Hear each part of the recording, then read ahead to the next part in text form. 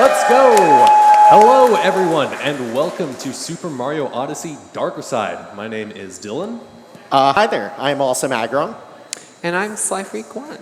And over on the stage, we have Heytherecool, BP, Ganon, and 04dude, and we're going to be playing some Super Mario Odyssey Darker Side today. Now, Darker Side is a category where you collect 500 moons, and you go to the final kingdom, Darker Side, and it's kind of a final gauntlet end game kingdom, and you beat it. Yes, you do. So, whenever we're ready, I think the runners are just doing some final warm-ups, getting ready to go. And before we start, I will mention any donations $25 and above, you have the chance to enter a giveaway for this Nintendo Switch here. You can type !giveaway in the chat for more details. All right, yeah, that sounds excellent. First thing that we're going to do here, the runners are going to all get ready. Potentially, they might set up a safety daylight savings time, as we see 04dude doing right now. And that'll come into effect later on during the Seaside Kingdom. We'll explain it if it's needed. Of course. So setting the time to somewhere between about 12:20 and 1 in the morning should work out pretty well. Yep. And essentially the reason why we're doing this is because the Switch works on, its own internal clock. So we're setting it up so that way it's going to pass through something called daylight savings time. I'm sure you all know about it. It's essentially going to pass the time by an hour via the Switch clock. So that'll grow the seed if necessary. Yep. So most of our runners are looking like they're pretty much ready to go. Doing some final setup. And then we will get going. Of course. Looks like we do have a $20 donation from Spider Pie saying, 04dude sweep. Indeed. 04dude is in top form at the moment. For sure. All these runners are going to do an excellent job. Yeah, we have an absolutely stacked crew up on the stage. So Very crushing lineup. this should be a great race. All these runners are very capable of getting a good time.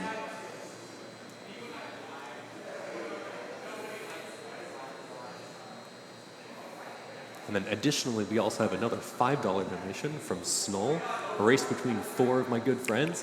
How am I going to choose who to root for? Hoping to see some good runs and maybe see up throw you skip at 04dude, potentially? Maybe? Yeah, we'll see. That would definitely be an interesting thing to see during the race. Absolutely. We also have a $10 donation from Cheese J saying, hello from across the room and good luck to the runners. Hello, Cheese Jay. Thank you. So I'd say we are pretty much ready to go on the runner side. All right. Excellent. Let us know when we should do the countdown.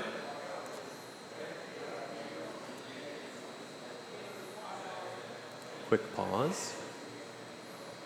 I think there's just a last little check to make sure everything's working fine.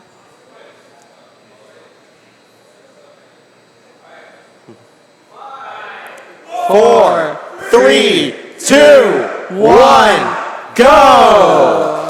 All right. And we are off. And they are off. So I guess the first thing to explain is, they aren't playing in English. Why is that? Because English is slow. End of the story. Yeah, pretty much. Just makes the text scroll faster. Not much to it besides that. Specifically, they are playing in Chinese. And so, Simplified or traditional? I believe I actually get them mixed up. Yeah, same. It I'm pretty looks- sure it's traditional. It looks like everyone's playing traditional except for Hey There. Ah, okay. There hasn't been a proper timing done in for Darker Side, but for any percent there was a task timing, and traditional is the fastest By a for any whole percent. 11 frames over the course of an 11, hour. Yes. But it still saves about, 15 seconds over English? Yes. And keep in mind, those timings are based off of any percent, not a darker side category, so we're not even sure at this point. But it's good to keep that in mind as a basis. So the first kingdom that the runners are going through here is Cap Kingdom. It's pretty straightforward, where essentially it's an intro kingdom where we get to learn about our first captures here. This is Mario Odyssey's main sort of ability that Mario has, similar to Shaking with Luma in Galaxy or Flood in Mario Sunshine, where essentially we can capture pretty much any enemy or creature in the game and use them like the frog there in the frog room. Also right here, all of these runners are going for a trick called left side. We could go around on the right side, but that is slow. So instead, we're just going to do a nice set of tappy movements to just skip the right side. Pretty self-explanatory.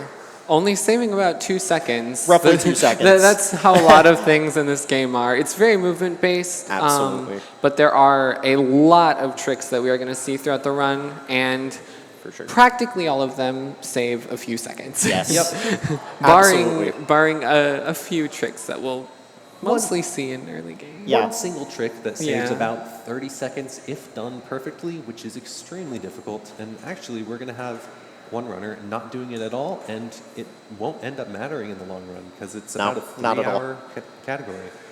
Yeah. Also, notice that they did grab the checkpoint before leaving Cap. We will definitely need that later. Yeah, there's not much difference in Cap Kingdom between categories, but the longer ones you'll generally see checkpoints being grabbed in Cap for revisits later. And you'll also see them grabbing random checkpoints that will be towards a Toadette achievement. The Toadette achievements are essentially extra moons that we can grab at the end of the run from Toadette herself. You know, it's basically an achievement log. Yeah, luckily we don't have to do all of them in Darker, because No, not at all. Not at all. All Toadette achievements? I don't think so. Anyone Fun want to do category. some jump farm and capture farm? yeah, very exciting. Anyways, it looks like we will have some of the runners go for a trick called DSS. This trick is incredibly difficult. It's essentially you are climbing up the wall and you have to jump on a little 3-pixel seam. So it is definitely tricky. If Ganon's able to do it, he'll be able to skip the cutscene that all the other runners Hey, have. there it is! Look at Let's that. go! Yeah, that's excellent. No, yeah, DSS saves roughly 8 seconds with optimal movement. Yeah, I think that's pretty optimal. Yeah.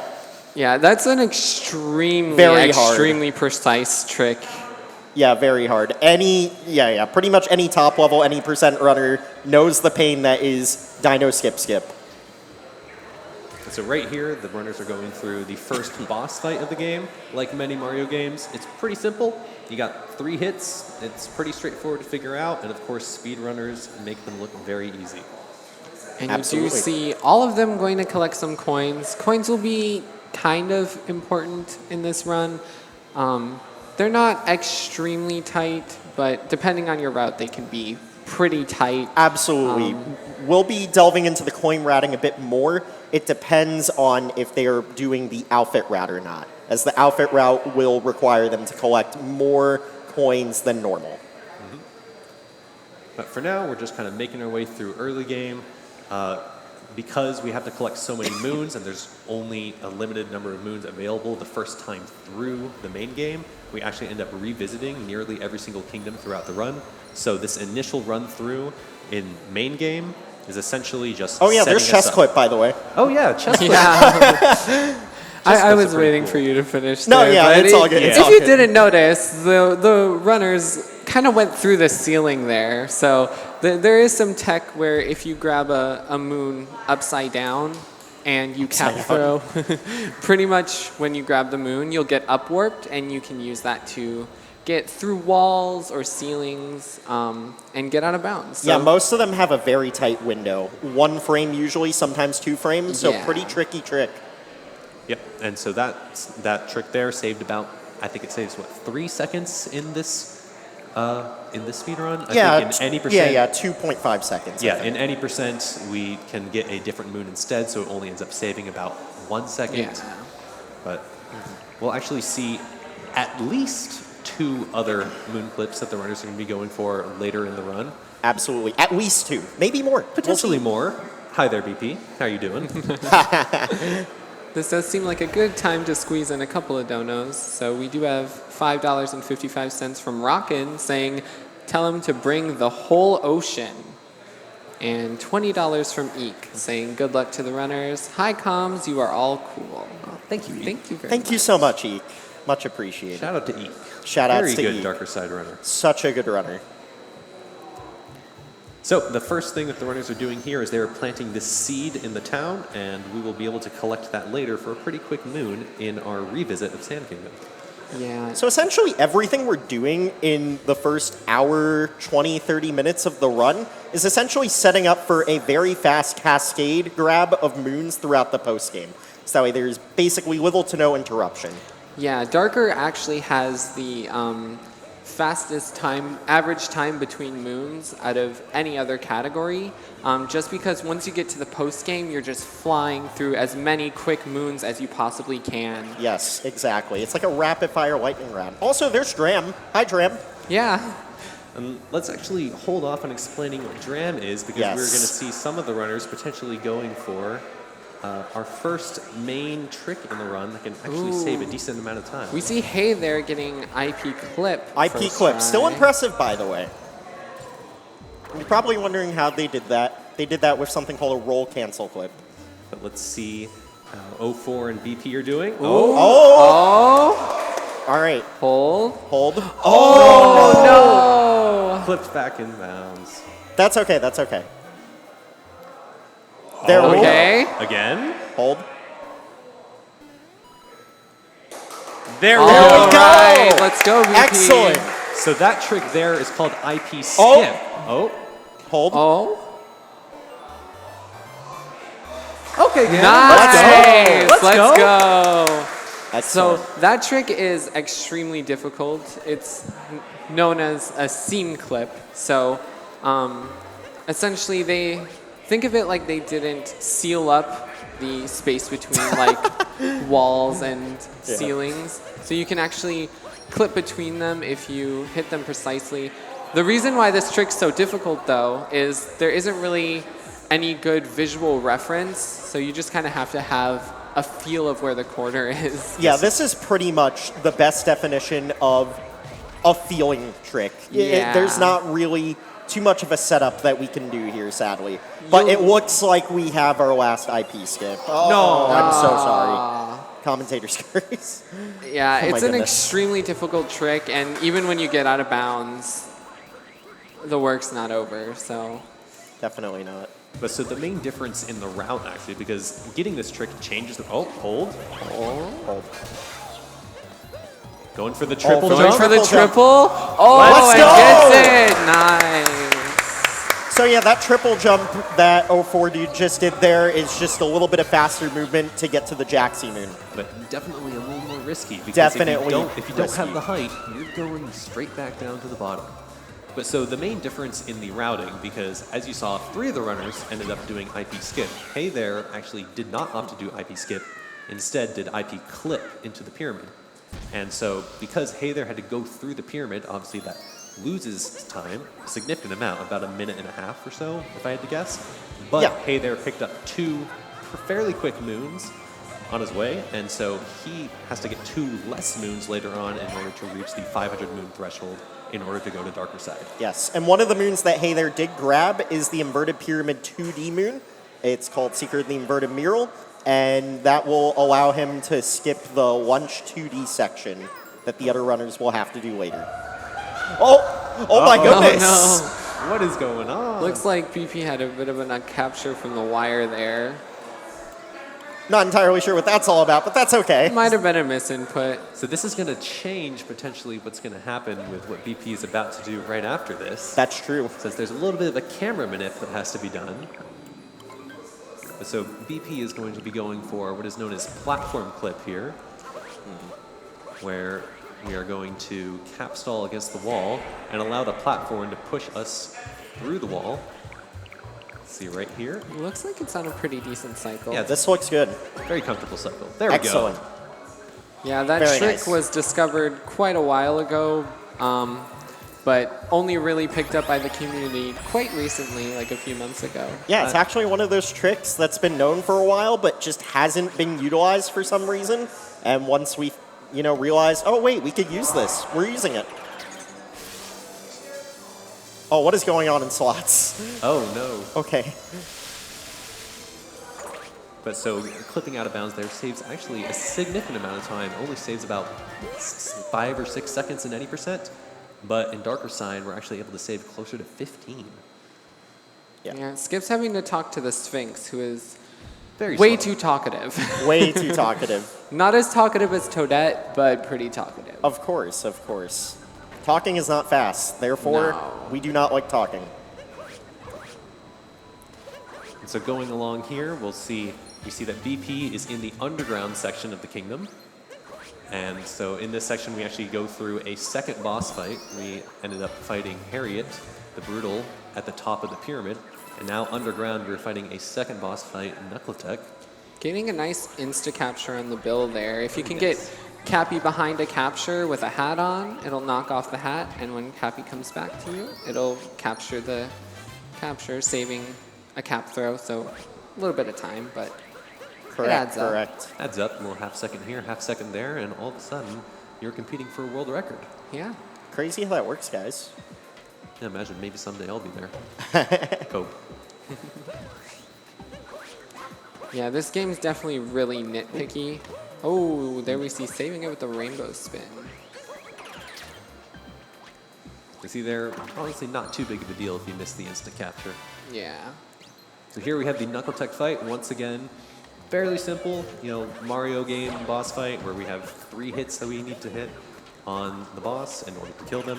First hit there was pretty simple. Now we have to go through a bit of an auto-scroller here where Knuckletech launches his fists across the arena, and then we have to wait here as he slams down, and then finally Knuckletech's going to go and try to punch us again. Oh, missed. There we go. So we have to get him to punch the ice on the ground. So something to note is, while it is definitely mostly an auto-scroller, there are a few things that we can do to speed this up. As you can see, the runners are crossing the arena, so that way the fists are shooting off quicker, and thus the head is also moving across the arena sooner. So those are just a couple of things that you can do to save a little bit of time. Also in the hand phase section, just make sure that he's clapping very close each time. So again, saving a little bit of time. And you can also manip the icicles to appear a little bit closer.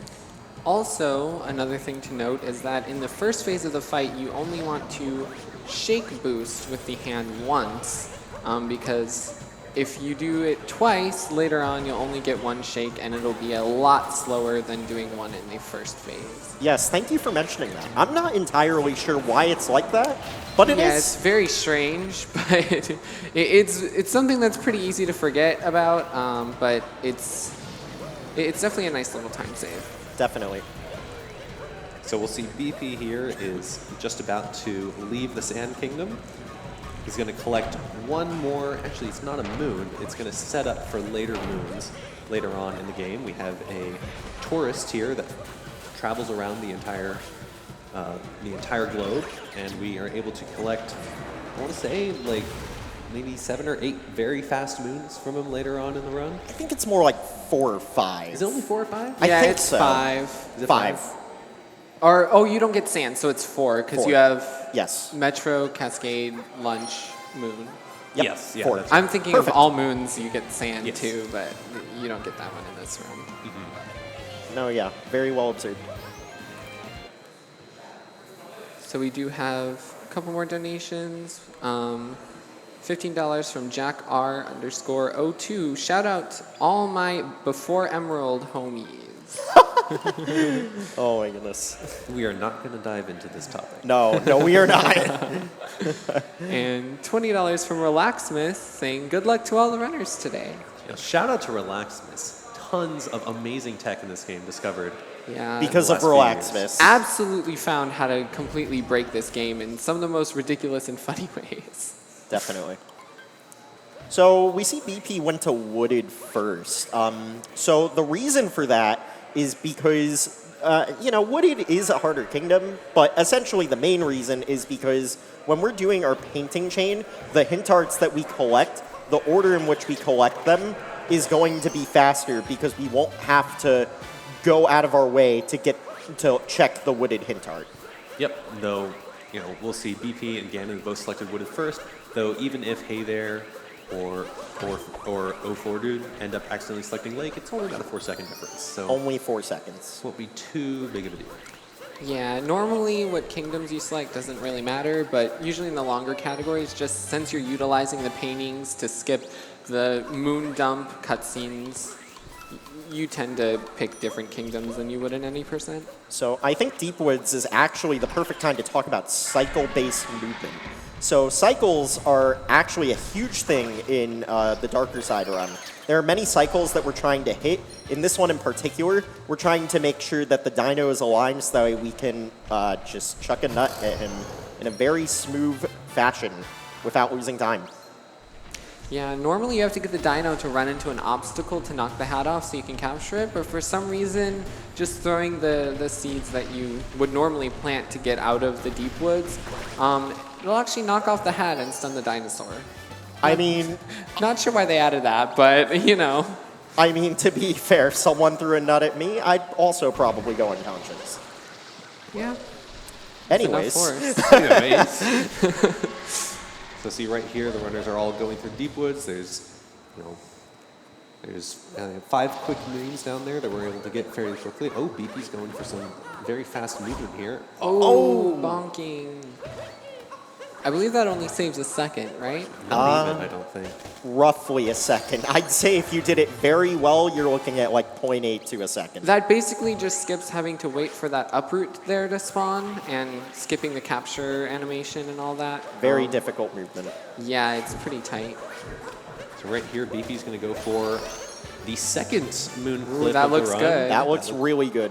There it is. And here we're going to see different movement that you'd normally see in any percent. So in any percent, they'd like go up the ramp and, get the behind the rock wall moon. In Darker, we're just going to simplify it a bit and just use it to skip the gate.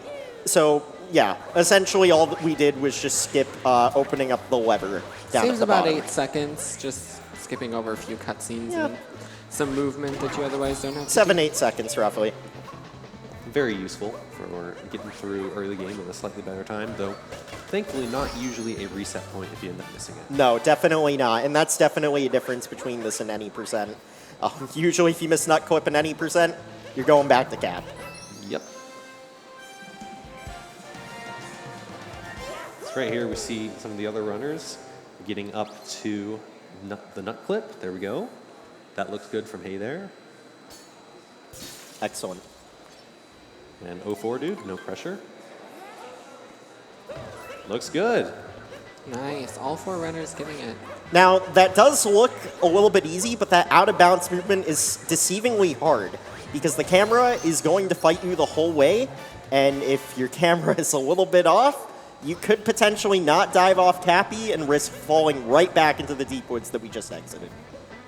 Very brutal time loss. And you actually notice that I think all 4 runners are at least there were at least 2 or 3 different ways that they manipulated the camera. Yes. And there we did see a poison jump from 04, very clean. One of my favorite small things in this run, if you can buffer a jump off poison, you can sometimes jump off of it Yes. instead of taking damage. And here, we're just going to skip the Flower Road. Why? Because it's slow. This trick saves roughly 2 seconds. And it's essentially just doing a little bit of fancy jump movement to skip having to activate the P-switch to ride the Flower Roads. Yeah, another example of something that's pretty difficult and doesn't save very much in this game. Pretty common theme. Very sweet movements from 04 there. So the runners have been abusing a movement tech called roll cancels. Maybe we should explain that a bit more.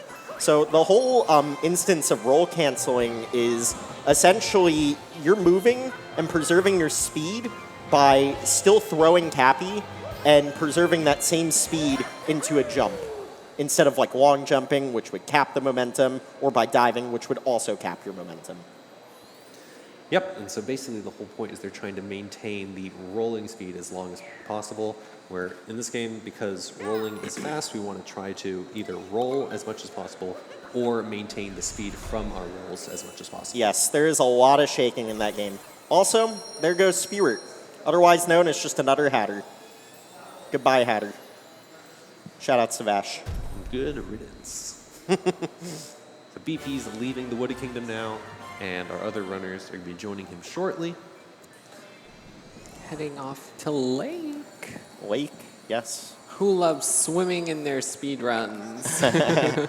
Thankfully for Odyssey, the water levels are not that painful in this game. And the reason for that is because we could just capture a fish, capture a cheap. It's great. There's very few instances where you're in the water and not in a capture and just able to freely move around. Of course. And thankfully, most of those instances are saved for all moons in the longer categories.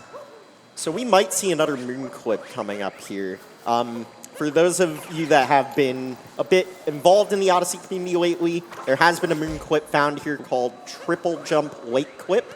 We're not actually going to abuse the lake clip potentially, but we could use the moon clip to kind of get around this wall a little bit faster. Actually, BP decided to not opt for it, as That is A-okay. honestly probably doesn't even save time. It's a bit more of a swag clip and darker.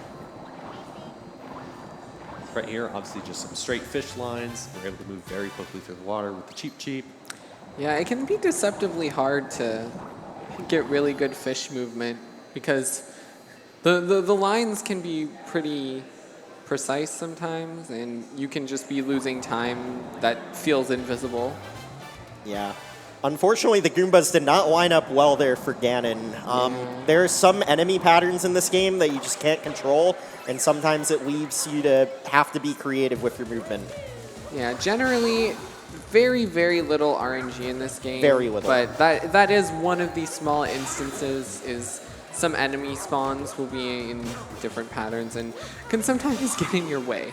We'll definitely talk about a bit more about some RNG elements in this game in the latter half of this run. We will be collecting some fishing moons, so get ready for that. And there we did see, hey, they're doing a down throw representing the Joy-Con gang. Yes, the Joy-Con gang.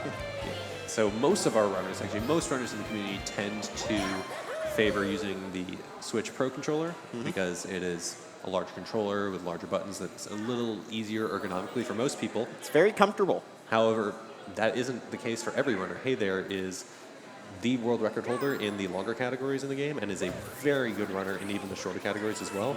And he, along with other top runners, sometimes opt to use Joy-Cons instead, which allows them to do down throws. Absolutely. Can be useful tech, just not in this category.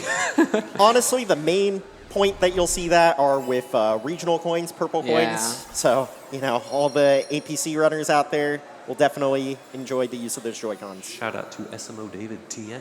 And Buster Doggy. And Buster Doggy. In the crowd right now.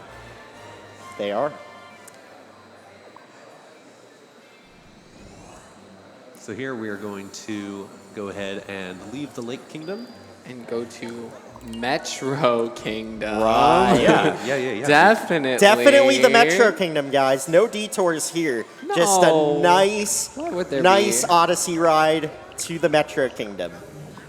No layovers, no interruptions. Oh, wait, what's this? Whoa. Oh, wait, that's not Metro. What's going on? Why are we in the clouds right now? Why is Bowser's ship here? I'm a little confused. Yeah, turns out we're going to war. Oh, Wait, okay. why is Bowser here? Yeah. Oh. So here the runners are going to be, obviously, like many boss fights, we are going to find a way to break it. In this case, Bowser normally throws his hats out, and we Hi, have Luigi. to shake them down. We have to chase them down. In this case, the runners get up close enough to Bowser, just barely, to be able to cap throw and instantly take over the hat. Yeah, similar to an insta-capture where you sort of get Cappy behind, and as Cappy comes back, you capture it. Normally, if you hit the hat too close to Bowser, he'll just grab it back. But if you hit it while you're over, as the hat's going back to Bowser, Mario will grab it up, and then you can just start hitting it. Absolutely. So during this fight, not too much abnormal things happened. However, BP did collect a hidden Luigi hint art. Those were added post 1.2 update-wise into the game, and they were essentially a celebratory thing with Nintendo. However, it does give us some bit of extra leverage with grabbing coins in this run, and as we said, coin routing is a little bit essential to the outfit route for this category. Yeah, each Luigi hint art gives 200 coins, which is a pretty sizable amount of coins in this game. So grabbing them is pretty much always a good idea if you can get them without losing any time. Absolutely. BP entering the Lost Kingdom. This kingdom is very technical. You will see BP doing many crazy movements here. Ooh, taking a bonk. So the first thing BP did actually was completely go off to the side, doing a jump called, as we coin it, meme tree in the community. And that's essentially done to skip the klepto triggers around the Lost Kingdom, so that way we don't have to deal with getting kleptoed, which is essentially Cappy being removed from you and having to go rescue Cappy. Definitely slow, not fast. Yeah. And as you saw there, BP... Oh no, BP died. Fell What a shame. into the poison, dying. Nah, guys. Nah, guys. That was intentional. Yeah, but it is a good display of how Lost can be punishing, because all of that purple poison you see around, if you fall into it, you instantly die. So, Of course. mistakes can definitely... Oh, no. Unfortunately, that one was not intentional. I just need to stop saying... I keep cursing everything. I'm just not going to talk anymore. It's okay. Me too, Sly. Let's just leave it to Dylan. Thankfully, because we grabbed that checkpoint at the top of the kingdom, it's a fairly quick death. I almost thought I had to stop talking again there, but Ganon was able to survive. Of course. So thankfully, that one... Oh, a pause? Oh. Thankfully, that was the only intentional death of the run. Second intentional death of the run. Second intentional death. So why are we intentionally dying? So we're doing something called death warping, which is slightly faster than actually using the menu to warp. Well, I mean, in that second instance, it was probably faster to die anyway, because otherwise you'd have to find ground to warp. You cannot warp while in a mid-air state, so... There's a quirky little piece of tech you can do where if you're... Of course. Hold. Hold. Oh, we see Perfect. TNT done nicely by BP there. There we go. So that's another display of dram strategy, allowing you to get that moon under there and grabbing that key. Yeah. So that trick that BP did was called Twist and Turn Up Treasure, otherwise known as TNT. Why? Because sometimes it will blow up your run. Yeah, it's also the name of the moon. It is? But yeah, Twist and Turn Up Treasure. But TNT is a pretty fitting name for the moon. Absolutely. It's not going to work yet. That is definitely one of the better naming schemes that we've done by the community. I'm surprised that lineup worked. Very good. Very nice. Now we're going to see Hey There and 04 also going for TNT, I imagine. Absolutely. Hold. Oh. Thankfully, it's not too bad of a death because you spawn back up by Ganon. Yeah, you will also see the runners going for slightly different setups with this trick. Some runners decide to wall slide, other runners decide to just go for it. First try by 04. Yeah, there's countless setups. You can even you can actually grab that key and come back out without capture warping, but that's not really RTA viable. No, definitely not. So- But that is definitely something the best theoretical time does, the BTT, for this run, which, by the way, shout-outs to Eden for making the BTT. You know, the original version. We'll definitely be working on another version soon for this category. Been a lot of improvements since then. Absolutely. There we go, Ganon gets it. I'm so stoked for BTT version 2 for Darker. It's going to be crazy. It will actually be insane. Oh, Goomba Heck. Hello. Ooh, we'll see if... Lots of BP's difficult arrest. movement there by Nice. BP. All the Very save. difficult. That is How much does it deceivingly save? hard. 1 second. Not even. Not Oh, even. isn't it like 0.6 or something? Exactly. 0.6, Yeah. 0.7, something like that. Who's counting? basically you're just able to get just barely ahead of the platform cycle inside the tower. So City Hall for a long time was known to be cycle-based, but turns out we can beat the fastest cycle by doing Goomba Head. What a concept. Isn't that crazy? And now on to most people's least favorite boss in the game, the Mecha Wiggler. This is one of the examples of pretty terrible RNG in Odyssey. So the patterns that you can get for the second phase can be variants to being really fast to really bad. And the thing is, we've actually gotten to the point where people have come up with different names for all these patterns. I'm not going to name them off because I can't. Dylan, can you? Absolutely not. I can name one of them. Okay, well that's better than us. Yeah. Actually, I can name about 2, but one of them isn't exactly TOS friendly. The Fair. proper name for that one's W, so we'll just go with that. Hey, we can only claim W's, right? True.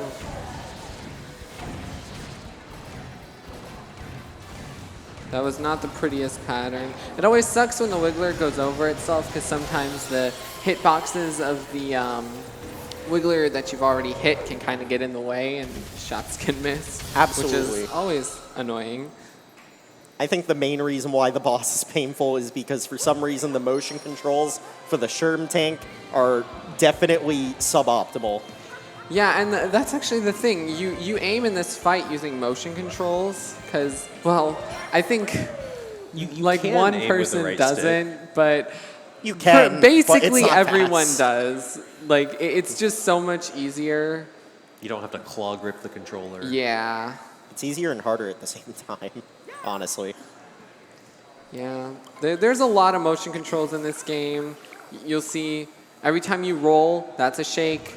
Certain cap throws, like up throws, down throws, spin throws, those are all motion controls. And shaking, usually when you're in captures or, for example, holding a seed will do extra things. Like, for example, with the seeds, you throw them a little further. So very nice seed movement from BP. We haven't really been going over this so far, but they've been collecting peace in every kingdom. And what do I mean by peace? I mean completing the story. We do need to complete the story to unlock more moons in the latter half of the run. And to do so, we do need to complete the story. However, some stories are, going to be more fun than others. We're getting the band back together. We're going to be going to the festival. We're just going to have a nice little cat jam. Meanwhile, in Lake Kingdom, we do one little boss fight. Yeah. Exactly. Yeah, Metro's definitely the most involved to get peace in. There's Yeah, I would lots say of so. story elements scattered all about. But what peace does do, alongside giving us a Toadette moon, it allows us to unlock a lot of moons that wouldn't otherwise be unlockable in the post-game. So it almost, not quite, but it nearly kind of doubles the amount of moons that you have available to grab. I would say it pretty much doubles it because the speed of a lot of those moons is incredibly fast. Yeah. I'm not really sure, but most people, when Can they... we pause Of and course. point out right now, 04 is juggling 2 seeds at once while doing I this was just going to movement. mention that. yes. Yes, that is a small route difference here. We're going to see 04 doing slots in Metro 1 alongside planting that seed. Yeah. It So- can be pretty difficult juggling the seeds. Yeah, but- this is something a bit more experimental. Ooh, Ooh. Okay. There we go. There it Oh, is. nice. Nice. I don't think you actually get slots. You still get it in Metro Oh, 2. you still get that in Metro Yes, 2. you do. Okay. But planting that seed will potentially be faster for them. That's definitely something that the best theoretical time does. Oh. And that's just one of many moon exchanges that you can do. A lot of the moons in Darker have very similar time frames for completion, so it's really up to runners' preference sometimes what they want to collect. Yeah, there's a lot of route differences you can have in Darker. And honestly, I think that's the beauty of this category. The fact that you can be flexible and adaptable based off to what you're feeling for that given run. It's definitely something that, you don't really see in pretty much any of the other categories of this game. And you can have people like me who are somehow nearly top 10. Looks like, hey, there's Oh. capture card. It's having some trouble. Having some issues. Meanwhile, BP is entering the underground sewer system. We're going to be turning back the power. We've collected the band together, and Pauline wants us to turn the power on. Going in for the order to- roll cancel balance. Yeah, so Very a bit of Ooh. Bit of a bonk. a bit of pretty fancy sewer movement here from BP. Yeah, sorry I interrupted you there, Dylan. Yeah, that's fine. In fact, we'll probably see some even more interesting sewer movement later on, potentially from Ganon. Oh yes, We're going to see a little bit of a sewer clip, potentially. maybe.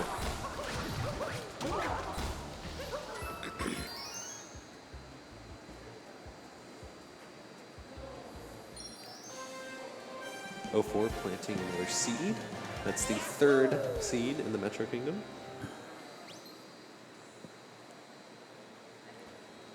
Yeah, these seed throws are a bit harder than they seem. The aim for throwing the seed in the pot is a bit deceptive. Yeah, it can be pretty easy to over or undershoot. Overshoot, undershoot, hit the taxi. I've done it all. So BP has now turned the New Donk City power supply back on, and now we're going to be able to get our cat jams ready in the chat. Anyone because ready for a party? We are going to the New Donk City Festival. The festival. After he skips the cutscene, of course. Absolutely. That's one of the best songs in the game. Yeah, Jump Up Superstar. What a banger. Of course, this whole festival is essentially just 2D movement, which is deceptively difficult to do optimally here. We're on a fairly tight cycle. And honestly, the 2D movement feels a little awkward in this game. Mario's kind of like floaty. It's kind of hard to describe. A little bit, yeah. For sure. There's definitely a bit of a difference to, like, you know, a normal 2D game, like, say, Mario Maker, as compared to the 2D movement in this game. It's definitely a little bit different. Oh!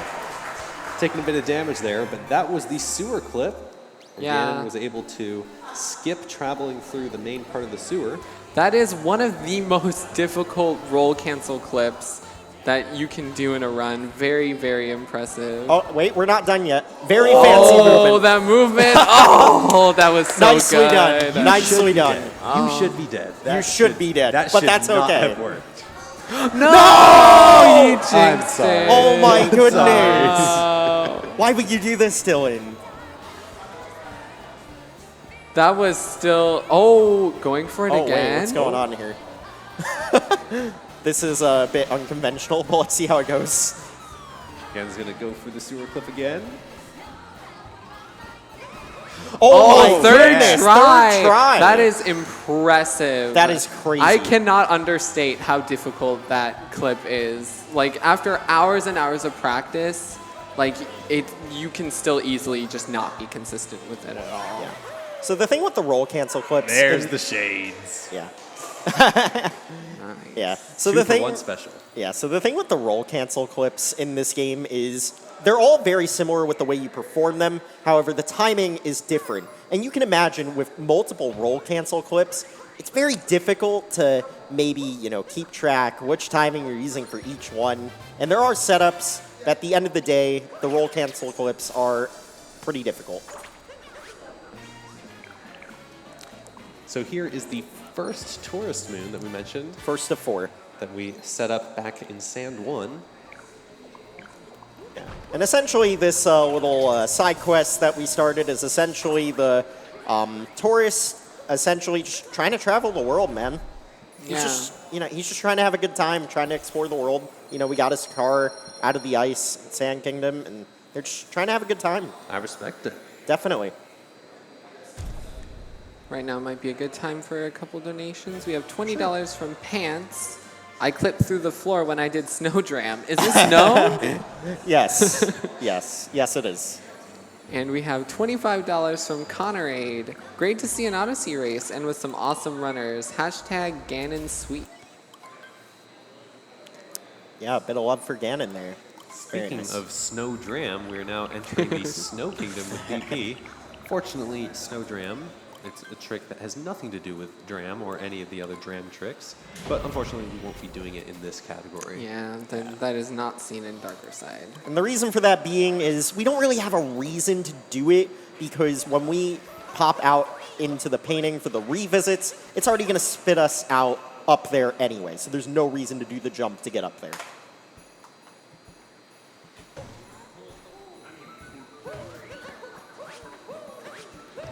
Now we're going to collect a few quick moons here in Shiveria after collecting the checkpoint up above. Oh, that was a little close from Ganon. Looking at a hint art as well. Another example of setting up quick moons for later. Absolutely. So now coming up here, we're going to do the, this would be the third and, optionally, potentially final, though I think BP is going to try to go for one or two more later on in the run. But the third moon clip of the run is coming up here momentarily. First, we're going to collect one more quick moon here in Shiveria. Yeah, this moon clip coming up is really convenient because you get fast moon and you can get out of bounds quickly. The backups can be kind of frustrating. Okay. But that's okay. There are plenty of backups here. In fact, How many are there? Like 4 or 5? I think there's 4. see, there's downstairs, there's box clip. Okay. Looks like we're going to see a lot of them. There's screen clip. Here's screen clip. Upstairs There's clip. upstairs. There's the box ledge clip Ledge clip, that yeah. was discovered a few months back.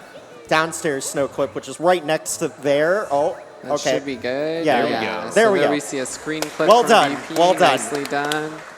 So that loading zone is deceptively bigger than it should be, so we're just Yeah. able to hit it very easily. You can actually get under where you think it would be and Yes. still fall into it. Yeah, So- I was actually also going to mention, you have to actually be really careful there because there is a chance that you can potentially soft lock yourself into the loading zone where it will not allow you to actually go into the bottom of Shiveria, and you will unfortunately have to warp and try again. A Yeah, little bit of pinball action there by BP. nicely done. All right, so it's time for Bound Bowl. Do we have any guesses for BP here? We've got a few guesses in the chat already coming through. Already, people are excited for Bound Bowl, huh? Yeah. So Bound Bowl here is this race where we're racing as the Shiverian around 3 times around the lap. And a good guess is somewhere in the 50 to 53 range. Absolutely. Essentially what we'll be doing is we will be bouncing around with the Shiverian, otherwise known as Snoodle, shoutouts to Dangers. Essentially we're just bouncing around the Shiverian. It's a fun mini game. Turns are a bit precise, but if you get the right rhythm, you can get roughly 16-second laps per lap. Yeah, it is a pretty difficult race, especially when you're starting out, because the controls are pretty rough to get a good handle of. You're being generous. Yeah, it's definitely impressive seeing lower 50 times. Absolutely. This is looking to be Looks probably- like BP's on pace for like a 51, maybe a 52. this looks like a mid 53. 3, yeah. 53. Okay. 53. Still good. 36. Still really good. Almost a palindrome time. 0.01 off. Almost, yeah. Oh, all right. Ganon getting the moon clip. Very nice. Nice. There's the moon clip. And there's the roll cancel too. The full package. Ooh, almost missed the loading zone there. Yeah, while the loading zone does go pretty far down, it doesn't go as high up, but luckily it is a pretty large zone, so. Yeah. And as we mentioned before, like, Hey There did not do inverted pyramid skip. They opted to do the IP clip instead. And he's basically with everyone else at this point. So, as we've mentioned before, it's not really going to matter in the long term as long as you play well.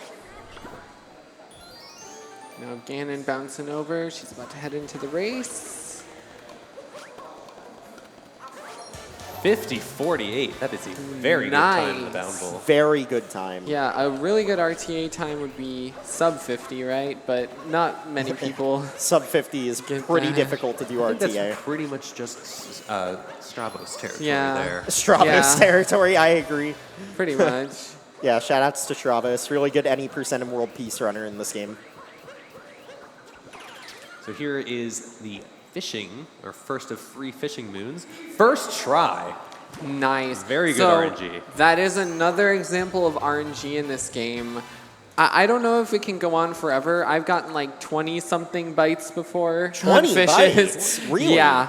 So I was gonna say that the most known is 13, so maybe recheck that. I'm not sure. I've 20, really? I feel like I've heard more than 13. I've heard some pretty unlucky bites. Okay. I mean, I'll take your word for it. I know I've definitely gotten 10 or 11 myself. Yeah, it's always definitely frustrating. Each attempt I think is about I think it's 50-50, which 3 seconds. yeah, and each time if it doesn't bite, Is it loses. 3 seconds? It's more like 2. 2 It's seconds. closer to 2. Okay. Yeah. Either way, it's still kind of annoying when you. Yeah.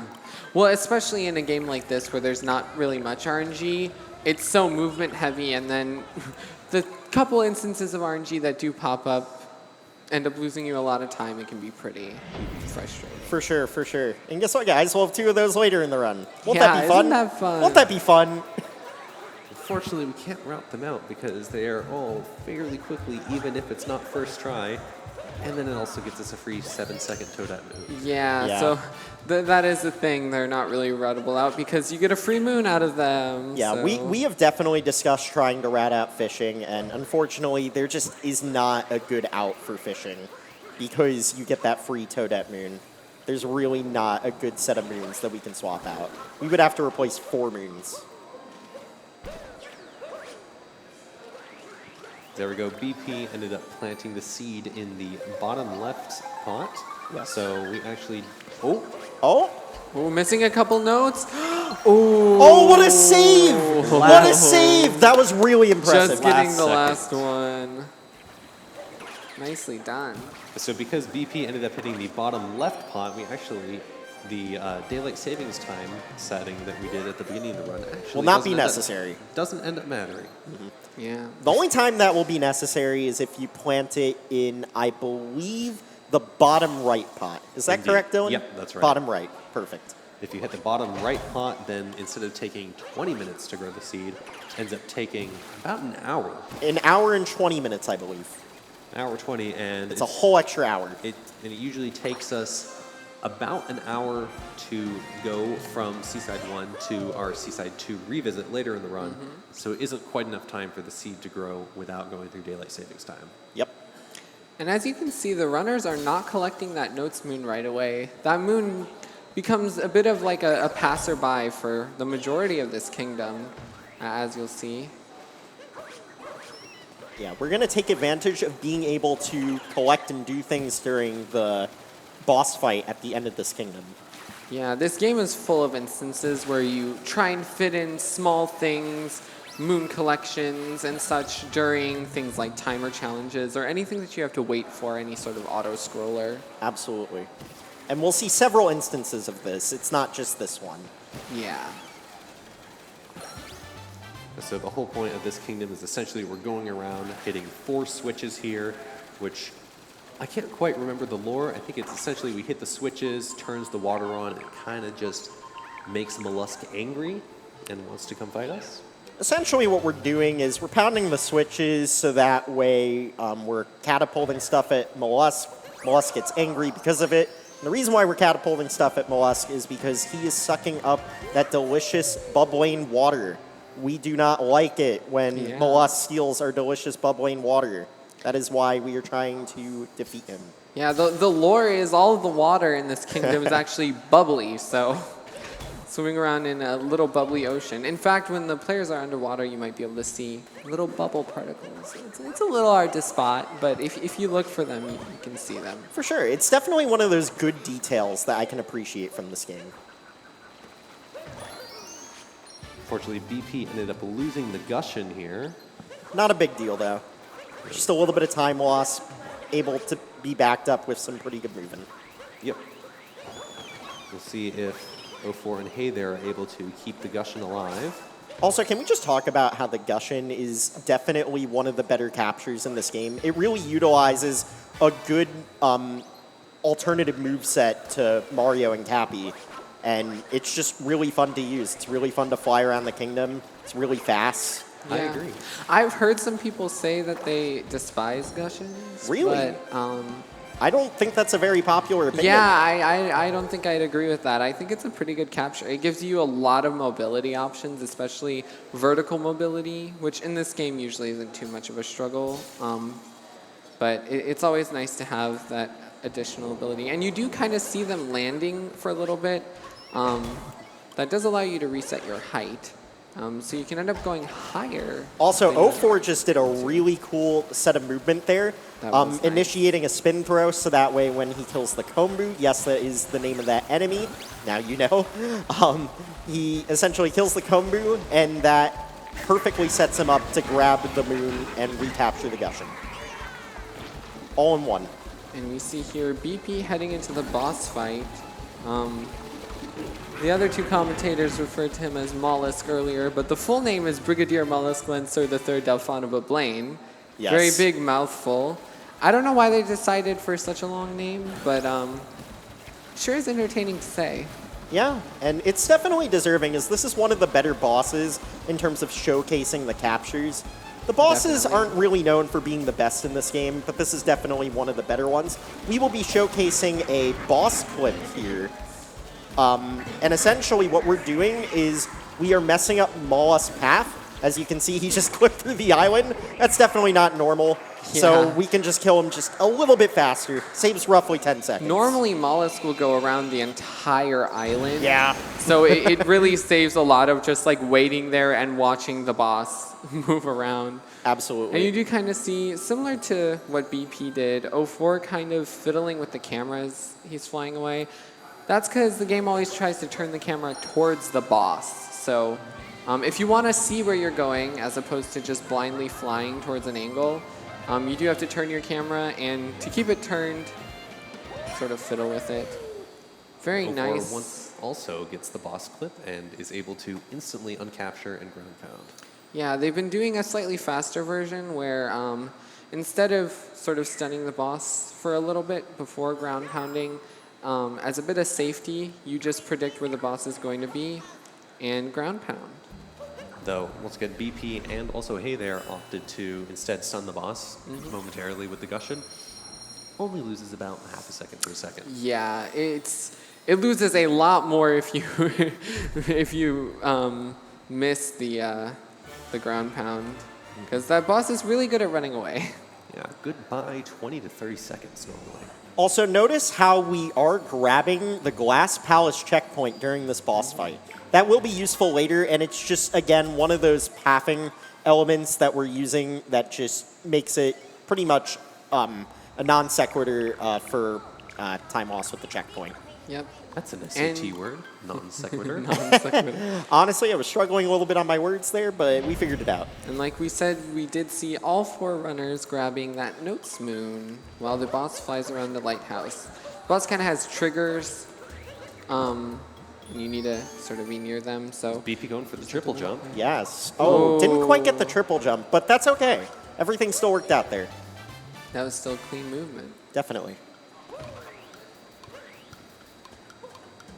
So here we're going to go ahead and in the Luncheon Kingdom we have, I'd say Luncheon Kingdom is probably the second. Ooh, that was very close, Ganon.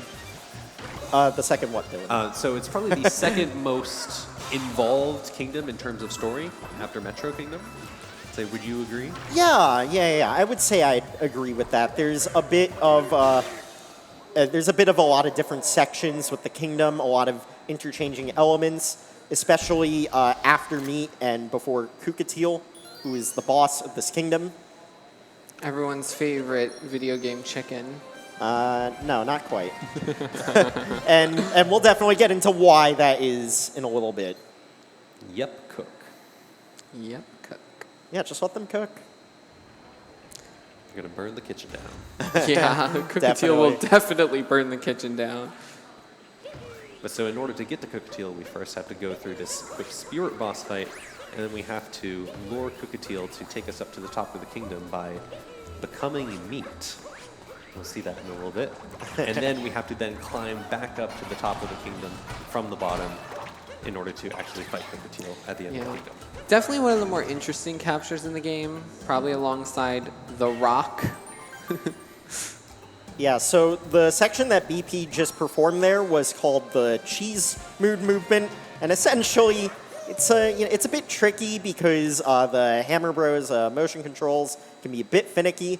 Actually had a really good pathing there for breaking the cheese. That is definitely way harder than it looks. Yeah, the way the Pan Bros throw out the pans can be very random, so you kind of want to try and get as close as you can to minimize the chance of missing anything. Definitely close and comfortable is the way to go on that moon. Personally, I like to stand far away and just spam throw until eventually it works. Yeah, that's another strategy people That's use. definitely an option. Pretty much always works. Except for the times that it ends up Except for the times that it doesn't, right? Ooh, that was nice from Hey there. If you accidentally hit those blocks with Cappy, it'll actually kill the Pan Bros. So you do want to be a little careful there if you miss the insta-capture. BP making his way through this Podoboo sub-area, making the fastest cycle. Yeah, Probably one of the more frustrating ones in the game, huh?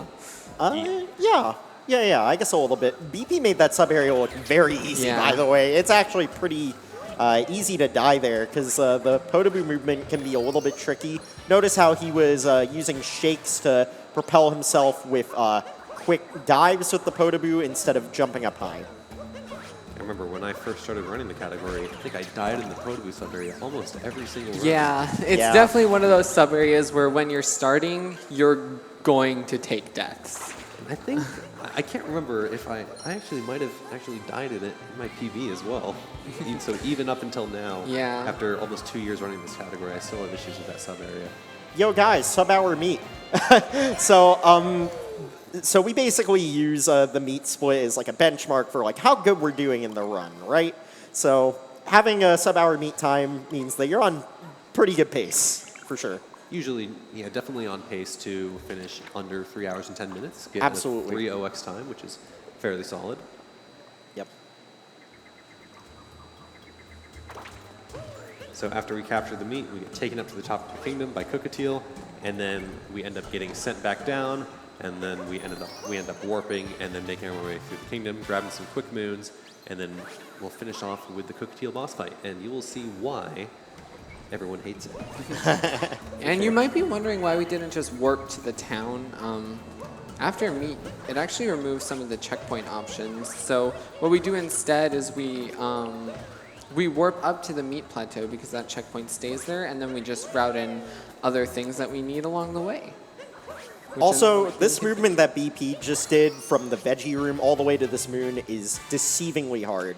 There is a lot of little things that can go very wrong. That was very clean. So shout outs for very clean movement there. Especially the spin pound after checking the hint art. Very crisp. Very difficult.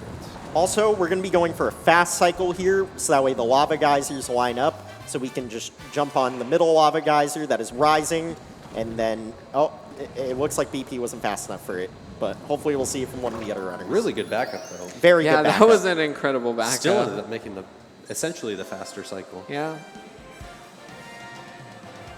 But essentially what I was saying is we do a camera change there, which I recently learned, actually, to make that cycle a little bit more forgiving. Otherwise, you would need, like, perfect replay. Shout out 04 for teaching us. Thank you, 04. 04 with the knowledge. Knowledge is half the battle. Knowledge and there it is able is. to pull it off. Perfect. Nice. Well done. Well executed. I would say that saves, like, probably 5 seconds, if I had to guess. Ooh. What do you think? The fast cycle? Probably about that, yeah. I think it saves about 5 to 6 seconds if you end up missing it completely and waiting for the middle geyser. There we do see capturing that piranha plant. Does that count towards? Yes. Does that Yes. matter for the Toadette captures? I know Yes, it captures does. are fairly Oh, wow, tight. that was some really Ooh. fancy movement from BP. BP doing the Very fancy. nice. Oh no, facing the wrong way with the Podoboo. If you chain your shakes and it's facing backwards, you'll end up getting pretty stifled jumps there. So here we're entering Yep Cook. So of the many things that are annoying in this boss fight, we have are they random, the little pieces of food spread around in the Yes, pot? They are, They do unfortunately. randomly land about, which is pretty frustrating. Or are you talking about the bits floating in the pot? Yes, the Yes, bits the floating in bits the pot. floating Oh, in the I pot. don't believe those are random, no. I'm fairly Either sure way, they're they static. are perfectly designed to always be exactly in your way. Yeah, Pretty much. running into them, it sort of stops you in your tracks, and it can be very annoying, especially if you miss a hit on the boss, because the hitboxes are not very good. Oh, there we go. The BP going for the 4-jump quick kill. Unfortunately, didn't Nice. quite get it. Actually, I think that was 5. He ended up, it actually took an extra 2, I believe, there. Extra 2. Okay. Fair enough. One of the many things that makes this boss fight quite annoying. You have the seemingly random, though potentially not, pieces of food floating around in the pot that can slow you down and get in your way. And then you also can randomly take damage sometimes from the food that is being shot out of Cookatiel's mouth. Also, if you're thinking, I'll just practice this boss over and over and memorize Cookatiel's patterns, Don't bother. do Yeah. not bother. The direction that Cookatiel goes between each hit is completely random. And something that can happen if you're too quick hitting the boss is you can get hit by an invisible fruit and take damage, which So fun. Damageless runners are like, oh my god, Oh, yeah. let it end. whenever you take damage, this is actually where my damageless PB I- ended. I- I'm traumatized. Yeah, I would 100% believe you on that. But whenever you take damage in a capture, it loses a little bit of time to an animation.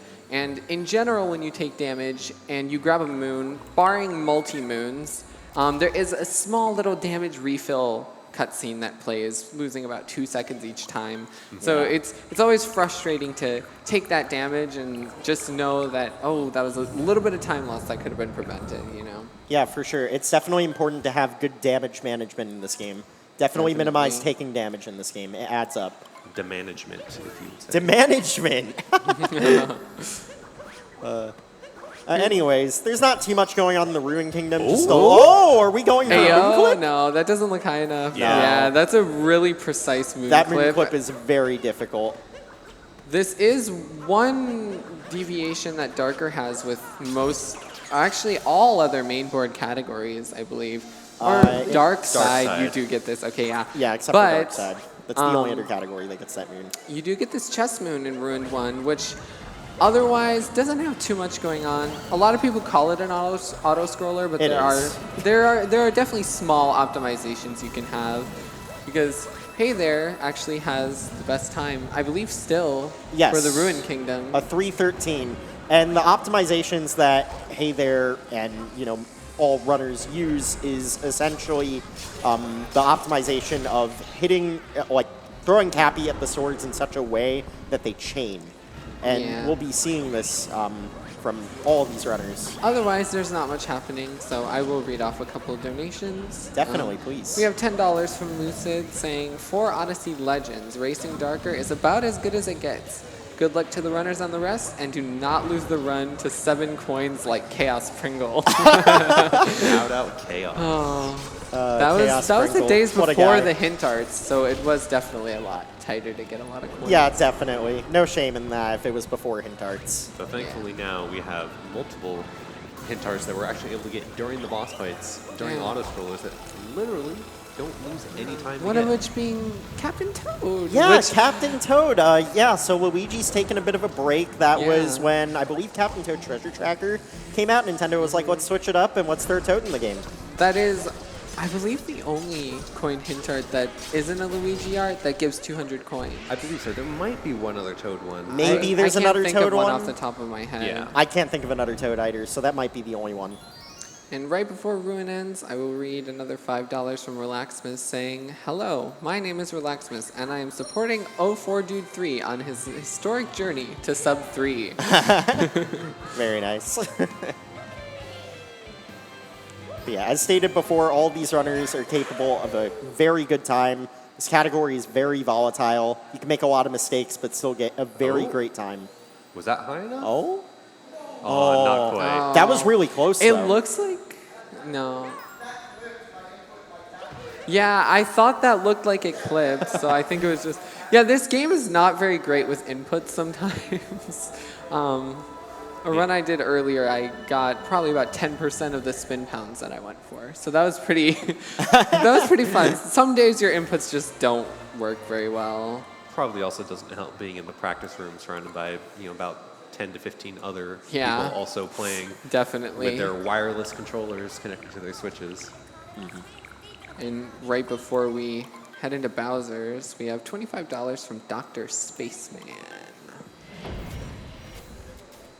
So here we're entering the Bowser Kingdom, which is one of the more difficult parts of the run, where it essentially is meant to be a sort of culmination, or casually it's actually sort of a bit of a bait, because you end up doing a bit more in the Moon Kingdom. Spoilers. Oh my god. Dylan, how could you do this? What the heck? We might be skipping a little bit in the Moon Kingdom, but so Bowser's Kingdom kind of serves as a bit of a culmination of all of the movement skills that we have in our arsenal. And so we are going to be seeing some capture warps, we're going to see some very tight platforming, and we're also going to see, shout out to Relaxmas by the way, a very cool trick in one of the boss fights in this kingdom. Yes. And it's all going to be culminated in the mech fight at the end, which is can't miss TV. Yeah, the mech fight is definitely one of the more aesthetically pleasing boss fights to watch. There's a lot of really cool platforming. Definitely, for sure. If you are a casual Odyssey gamer or runner, this boss fight is very intense at top level. Yeah, and some of the movement in this section coming up will also probably be pretty impressive. We're going to see shards. So there have been many variations of this moon throughout the years, but we have finally come across a pretty common ground, and it's a strat called New Shards. BP just did a very precise triple jump onto that roof, and we'll be finishing up here. We do capture the Pokio and Darker, but only because we have to, as the moon right next to it is required with the Pokio. Yeah, we haven't found a way to get it without it yet. But Yeah. there probably isn't one, so... You never know. Never say Yeah, never. you Never say never. Games are still developing. Yeah, and while we will probably see very similar shards routes from all the runners, we might see a different one from Heythere, actually, which is a Joy-Con exclusive route that would through be that so section, cool to see. Which is why you don't really see it very often at all. It looks like we are going to see that. Using the down throw in order to grab that first shard Yeah. a little quicker. And here, similar to the Dram strategy, holding out the down throw so that when you roll, you got get the it. shard on the other side of Excellent. the wall. That was Well done. beautiful. Very clean.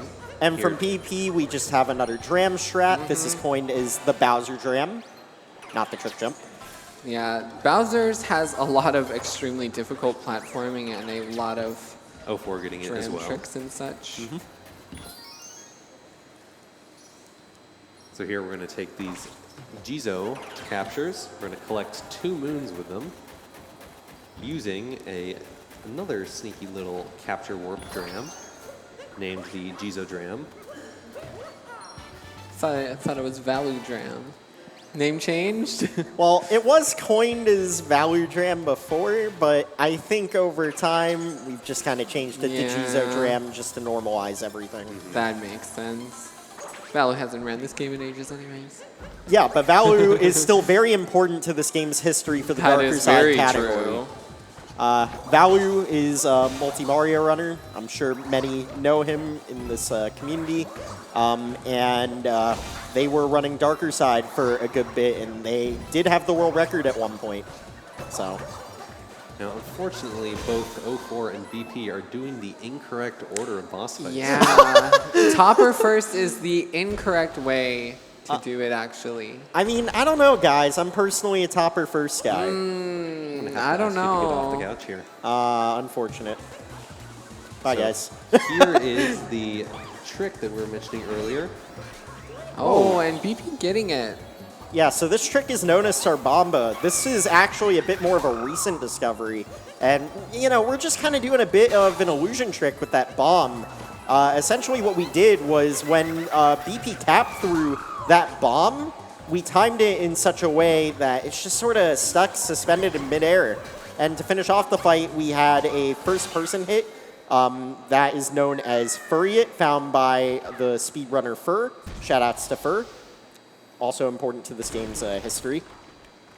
And luckily that strategy, at least Sarbamba, is not particularly difficult. There is a slightly precise angle, but it's not difficult enough to not be learned by most runners. I'll be honest, personally, I prefer Sarbamba to Furry It all day. Yeah, Furry It's much more difficult in my opinion. Yeah, so only having to do Furry It once instead of 3 times, huge upgrade. Thank you so much, Relaxmas.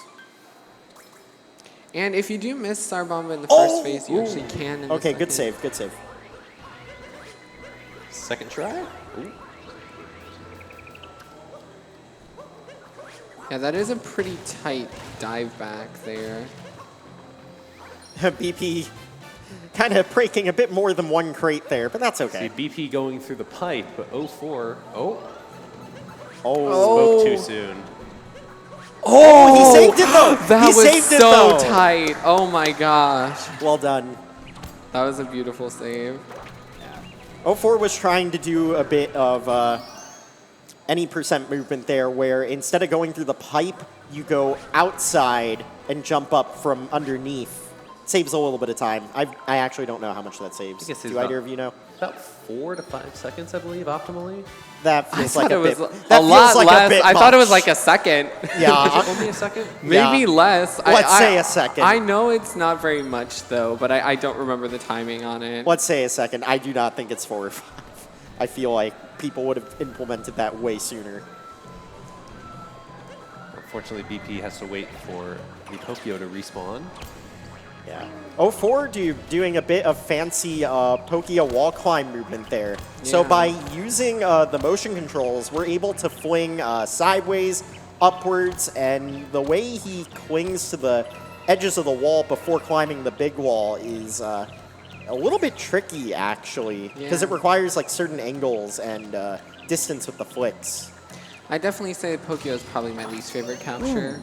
Luckily Also- in this category you don't see much of BP it, got the fast Neo tippy poke drum. Yes, Neo Tippy Poke Dram. Shoutouts to that trick. Very difficult. Much tighter than it looks, and only saves maybe a second or so. Also, shout-outs to both Neo and Tippy. Neo was a prime router for this category. Honestly, I don't know what we would have done without Neo. This category probably wouldn't have gotten nearly as far as it has gotten to this day. So thank you for your contributions, Neo. And here we have the neck fight. Yeah. As you Literally can see there. a tight platforming boss fight. Setting up so that they can hit that topper bubble after getting launched off. Lots of fairly tight platforming to stay on, but it's not too bad. Unfortunately, in this phase, the boss is invulnerable, so you do have to wait for it to finish before getting the last 2 hits. We'll see here. The runner's doing a strategy called Target Acquired. Target acquired. Oh, and it looks like BP's going for a bit of a fancier version. Oh! Didn't quite get it, though. 04 got it, but 04 BP got it. unfortunately did miss it. That is somewhat difficult. I don't know how difficult that is compared to normal TA because I've actually never done it. I think that version is definitely more difficult than normal TA. But this backup is really impressive. Oh my gosh, yeah. Wow. Well done. Insane backup. BP is really great with backups, honestly. It's always really impressive seeing some of the things that he just pulls out of his hat, you know? No, yeah, I mean, it's not really thin air because obviously these backups are practice. Yeah. What's going on over there, Ganon? You like hanging off the edge? And that's actually something I would like to mention. Like, you know, obviously there's good movement that you would do for every segment, but we're not perfect, and we're not going to be able to produce good movement for every segment. So it's important to know your backups, and BP definitely knows their backups. It was very well done. CO4 grabbing the one final move before the moon before leaving the kingdom. Yeah. And Now we're heading off to the Moon Kingdom, which, sorry for the spoiler warning. earlier. spoiler. But, you know, there is a pretty significant amount of platforming we need to do through the Moon Cave that, unfortunately, we ended up skipping. Sorry, you know, kind of was discovered like first day the game came out. You don't get any moon cave moons in Darker, do you? No, unfortunately unfortunately they're far too slow. All purple coins darker, on the other hand. True. You do have to go. True. 'cause Unfortunately, they're routing purples. to be determined. Sorry. Been in progress for what, 2-3 years now. Like a year and a half. And Give me time. you will see once 04 starts moving around in Moon Kingdom that there's a bit different physics. Of course. Because we are on the moon, and the moon has a lower mass than the Earth. Of course, there's going to be less gravity. You can even see just rolling around, because rolls actually do set you off the ground slightly. That even roll boosts will be higher on the moon. Newton's law of gravitation. Shout out to all the physics majors out there. Seems like half the Odyssey community is studying physics or has a physics degree. Yeah, half of the runners on stage might be studying that. Incredible. Also, shout-outs to the Bowser 1 Globe potty break. True. I Yeah, don't know we how see people do Ganon it. here going for the normal TA, and she got it. Very nice. I'm pretty sure that's only something me and Jack Imus do, the Bowser 1 potty break. Jack Imus is a nutter runner in Darker Side and pretty much any of the categories. Fantastic runner. Yeah, Jack runs all 6 categories from time to time. Top runner in all 6 of them. Oh, for grabbing the rock. Very important. Yeah, you might notice this game doesn't really have that much extended downtime. While there is a good deal of downtime spread throughout grabbing moons and such, there really isn't much downtime beyond like 10 seconds No, that you not can get. particularly. So generally when there's slightly longer bits to the run, that's when you, if you need to go, would grab any bathroom breaks. Fortunately, the longer categories do allow TA breaks, but I believe Darker does not. Personally, I'm an end of main game enjoyer. Yeah, for the potty break. And honestly, that makes more sense. Honestly, I just do the Bowser 1 potty break because it's funnier. You know, it's like a pride thing. You got to pee quickly. I've heard people do a ruined one globe. With Ruined one globe? Yeah. I think that's only like 1 or 2 people have done that. So here, so 04 already did this, but BP is going for the moon. Oh, not quite. Yeah, so this variant of Moon Cave skip is a little bit harder than the variant that we've known for quite some time. It's the one wall jump variant. It saves a little bit. Saves Not about, sure how much. I think about a second over 2 wall jump, Yeah, let's say a second. and about what, 2.5, 3 minutes over not doing Over moon cave going skip through at the all. Moon Yeah. Cave. Yeah. And one little difference that we did see on 04's screen, actually, this fight starts off a little different than the one in Cloud, and you have to actually do a different strategy for the first hat. Yeah. 04 opting for the fastest and most difficult roll cancel triple jump, and then you home to Yeah. get the hat back just in time. The reason being Bowser is getting a little bit worried that his plans are going to fail, so he's just Yeah. being a little bit aggressive, immediately throwing the hat, so we got to react and adapt quickly to that. And spitting fire between phases now, which Yeah. looks pretty intimidating, but it's really just a floor scanner. You can legitimately just roll over it. You can. So it's not nearly as scary as it looks. Yeah, it's definitely more of a visual display. Sorry, Bowser. Your moon fight is no more difficult than the Cloud one.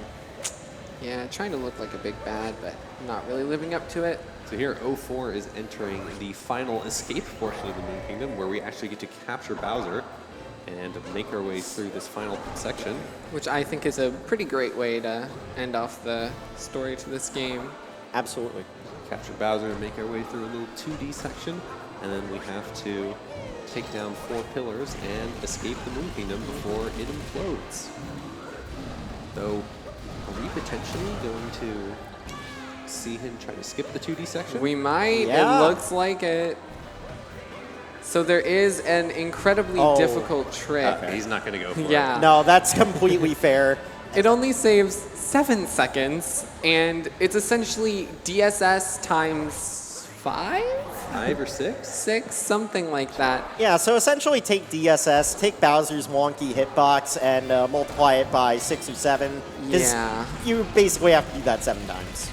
Definitely one of the most impressive tricks to pull off in this entire run. I would argue the most impressive Yeah. trick in the entire run. Oh, definitely. Here we see 04dude heading into Pillars, the final section of the main game portion. Yeah, and Pillars has the second song that Odyssey is known for, Lead the Way. Definitely a banger song. So, Yeah, and Shouts to Pillars that. is definitely can be a pretty difficult section, having to aim these fireballs quite precisely without any good lineup, and lots of obstacles in your way, which can eat up fireballs, as you can see.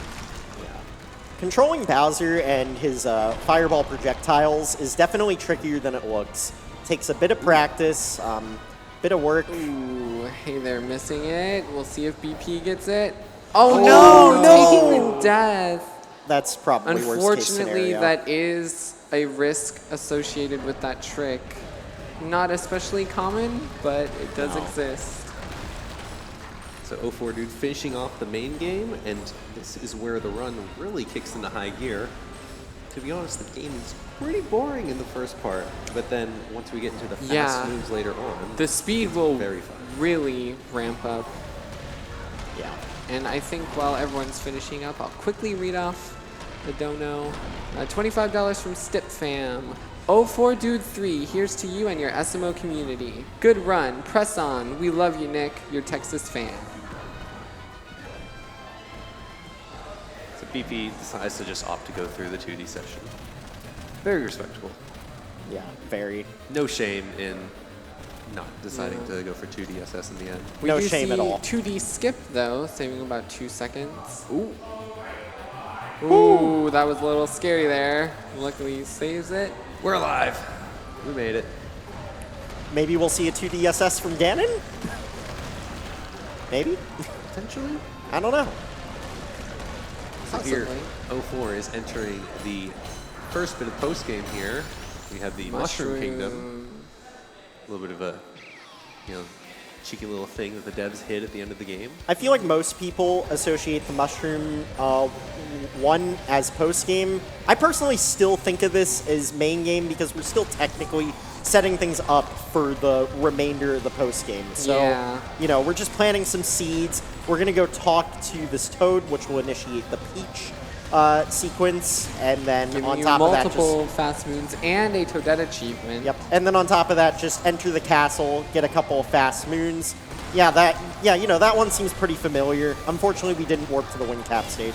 Unfortunately not. Instead, we just got a little moon. You might call that a star, but the game still calls it a moon, simply in the shape of a star. Simply in the shape of a star, exactly. Again, maybe one day soon we will warp to the wing cap stage. Yeah, Mushroom one, rather short split. Very like short was split. said, just a lot of setup. First thing and, well, second to last thing you see in the post game of this run. Because obviously darker is the last thing. Right. All right, So here, 04 is collecting one last star moon, and then we're going to enter the painting chain, and this is where the run really gets fun. This is where we're going to see that quick moon grab and all that setup sort of culminate and come together. So from here on out, the average moon grab will be after every 20 seconds. That's actually not the average. That's about the highest it ever gets. Yeah, so that's the highest it gets. That's our kind of So threshold. from here, we're going to be collecting moons at roughly like 7, 8 seconds. I think it's maybe, isn't it maybe 4 a little for bit more. darker? That's Maybe might be a little bit more. low. Yeah, a for the little bit low. average. I'd say for the most part, the average will probably be like 12, 13. That's Yeah. probably correct. Okay. Yeah, I remember there was like a graphic showing the average for all the main boards, but I guess barring 100%, but I don't remember what it was. Definitely. Here we see 04 getting Captain Toad during the notes. Another example of sort of fitting things in between doing things. Even if something isn't an auto-scroller, it can still be faster to sort of squeeze in moons while you're doing something else, just so you don't have to go out of the way later, and maintaining a good line. Of course. It's Through all about the things. pathing and efficiency. Yeah. So there, 04 ended up hitting this moon rock here, which hitting the moon rock is going to spawn all those extra moons. we Oh, see what do you there. know? There's more moons now. That's crazy. That's crazy. And all these moons are very quick. Well, most of them. Most of them. Yeah, that little doorway that you saw in front, you don't do that, but that is a bound bull race that's Wow, about those a minute and a half each. Wow, those roll boosts across the ice, pretty impressive. Yeah, Very another smooth. example of how rolls sort of give you a small bit of height. You can jump small gaps and such. Roll boosting Very across precise. gaps is one of those things where it's definitely small time save, but it's very impressive time save. Yeah, it's honestly one of my favorite things to do, movement-wise. One of, at least. Yeah, Just because definitely. it's so satisfying when you get them, and you Very maintain so satisfying. much speed. Yeah. And like there's huge risk to doing it too, because it usually results in a bonk. if you Bonk, fail. which loses at least 2 seconds, more if you're in the water. Yep, and sometimes Or- you're falling, and Yeah. yeah, there's just a lot of risk involved with it. So these first few kingdoms that the runners are going to go through in the post game are all going to be pretty much the same. They're all going to be doing the same routes, though as we get further on into the post game, we'll start seeing a few changes here and there. Specifically, Hey There needing to get not needing to get 2 extra moons because he did the IP flip route, versus all the other runners need to fill in 2 extra moons. Yep. We Are will they have generally going to be smaller deviations, or are we going to see anything Small sort of deviations. major? Okay, yeah. That's what I figured. It's mainly just kind of adding an extra moon along in the route. yes. Adding things, taking them away, moving things around a bit. Exactly. Yeah, so far all the runners have gotten all the moons that they need to, so no need for backups yet. Yet. Backups, as mentioned before, are very important. That doesn't just go with movement, that also goes with moons in your route. Because there's so many moons that are close in timing, they are considered backups, and you can just pick and choose what you need to get. Definitely. Thankfully, because we have so many options, missing a moon here and there doesn't end up mattering too much. Of Yeah. course. And here we see inside of Shiveria, there are a few rooms with moons. Normally in any percent, you'd get those, well, you only take 1 pass through, but you do go into these rooms for the fast moons. But in Darker Side, there's actually a few moons unlocked by post-game. So instead of 2 moons per room, you actually get 3. Yes. And by doing that sequence break we did earlier, you actually get to skip a small cutscene associated with the moons as well, making each of them a bit faster. Absolutely. So several advantages to doing the sequence breaks in the story that we did earlier in the main game. Yeah, it prevents a large amount of backtracking and gives you a few cutscene skips as well. Absolutely. And so here, 04 is going to go through the second of these rooms, where we're going to make our way up the mountain here and around back to the other side. And then we're going to go fight Rango up at the top. Yep. At least normally we would. Yep, definitely fighting Rango, guys. But maybe Rango slipped and got trapped under the ice or something. I Yeah, don't know. maybe. Yeah, I don't know, man. Oh no, where's Oh. Rango, guys? Wait, I just see a lump. Oh, okay, that was Rango. We did it. And that is another small instance of RNG, I believe, as well. The Very, position. very minor thing. Yeah, it's pretty Very minor. minor. Ideally, you'd want the lump to be as close as possible to the story moon so you can actually just dive straight into it after grabbing it. Yeah. Lump positioning is definitely something we've looked at. We haven't really found consistent methods, but it's definitely something theorized to be manipulable. And we're seeing pretty clean movement through Shiveria as well. Pretty difficult kingdom to traverse. The hitboxes for a lot of things are a lot bigger than they seem, and it's pretty easy to bonk. Some people actually coining Snow Kingdom as Bonk Kingdom. I've heard that colloquially quite a bit. What, New Bonk City isn't a thing anymore? I think it still is, but maybe Snow's usurped it. We can share the bonks around a little bit. There's enough Sure. to go around. Sure. Honestly, you could just call every kingdom a Bonk Kingdom in this game. True, honestly. I will quickly squeeze in $25 from Joe Cool saying shoutouts to 04dude3. 04dude3.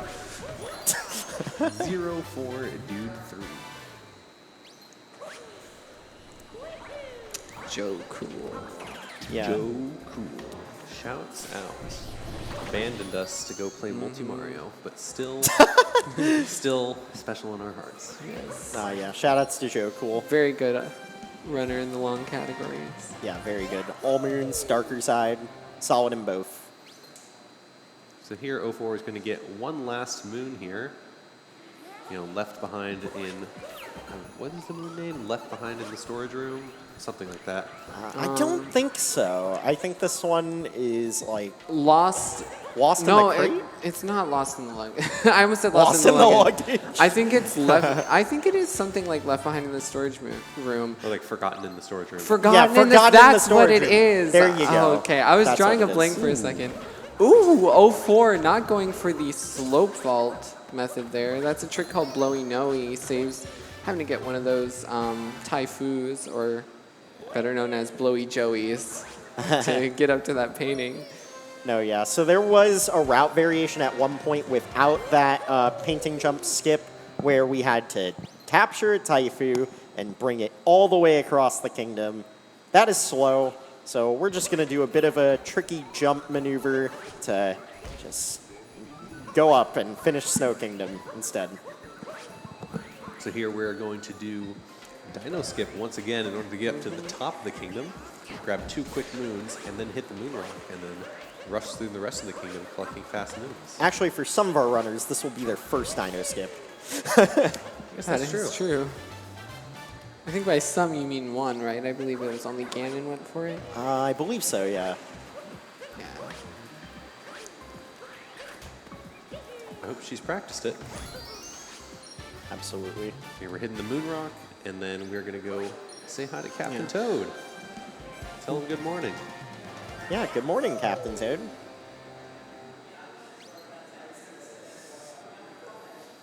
So now let's see if 04 wants to go for my movement. Unfortunately not. Don't think so, Dylan. You'll catch on someday. Hasn't quite caught on. There we do see some small tech, which we did see earlier as well. If you actually change the direction that you're holding with the chain chomp after reeling it up, and then quickly uncapture, you can get an instant dive going into the direction that, well, opposite of where you were holding the chain chomp. Can be quite useful tech to cut off like 0.5, I think, each time you do it. Yes, absolutely. So here 04 is going to end up capturing that large chain chomp there. Kind of seems like that was kind of pointless, but we are going to end up being able to get an extra Toadette Moon by the end of the run, and by capturing, I believe, is it 25 total things? 35. 35. It is 35, yeah. Yeah. So there's one for 25, one for 35, one for 45. We'll be getting the 25 and the 35 one. That's Also, right. this sub area, incredibly impressive. Yeah, probably one of my favorite sub areas to both watch and do. 04 having relatively clean movement through there. That was nice. Yeah. So because we only naturally end up capturing 32 or 33 things throughout the run, we end up having to capture 2 extras. We've captured that large chain chomp, and then most runners opt to then also capture something later on in Sand 2. I think, yeah, the fastest is the Moai, right? Yes. Yes. Oh, right. Because you can also capture a letter in Metro 2, which sounds kind of strange. Why would that be in the Yeah, game? thank See goodness. what that is. Yeah, thank goodness we're past the point of people Yeah. capturing the letter. That's definitely slow.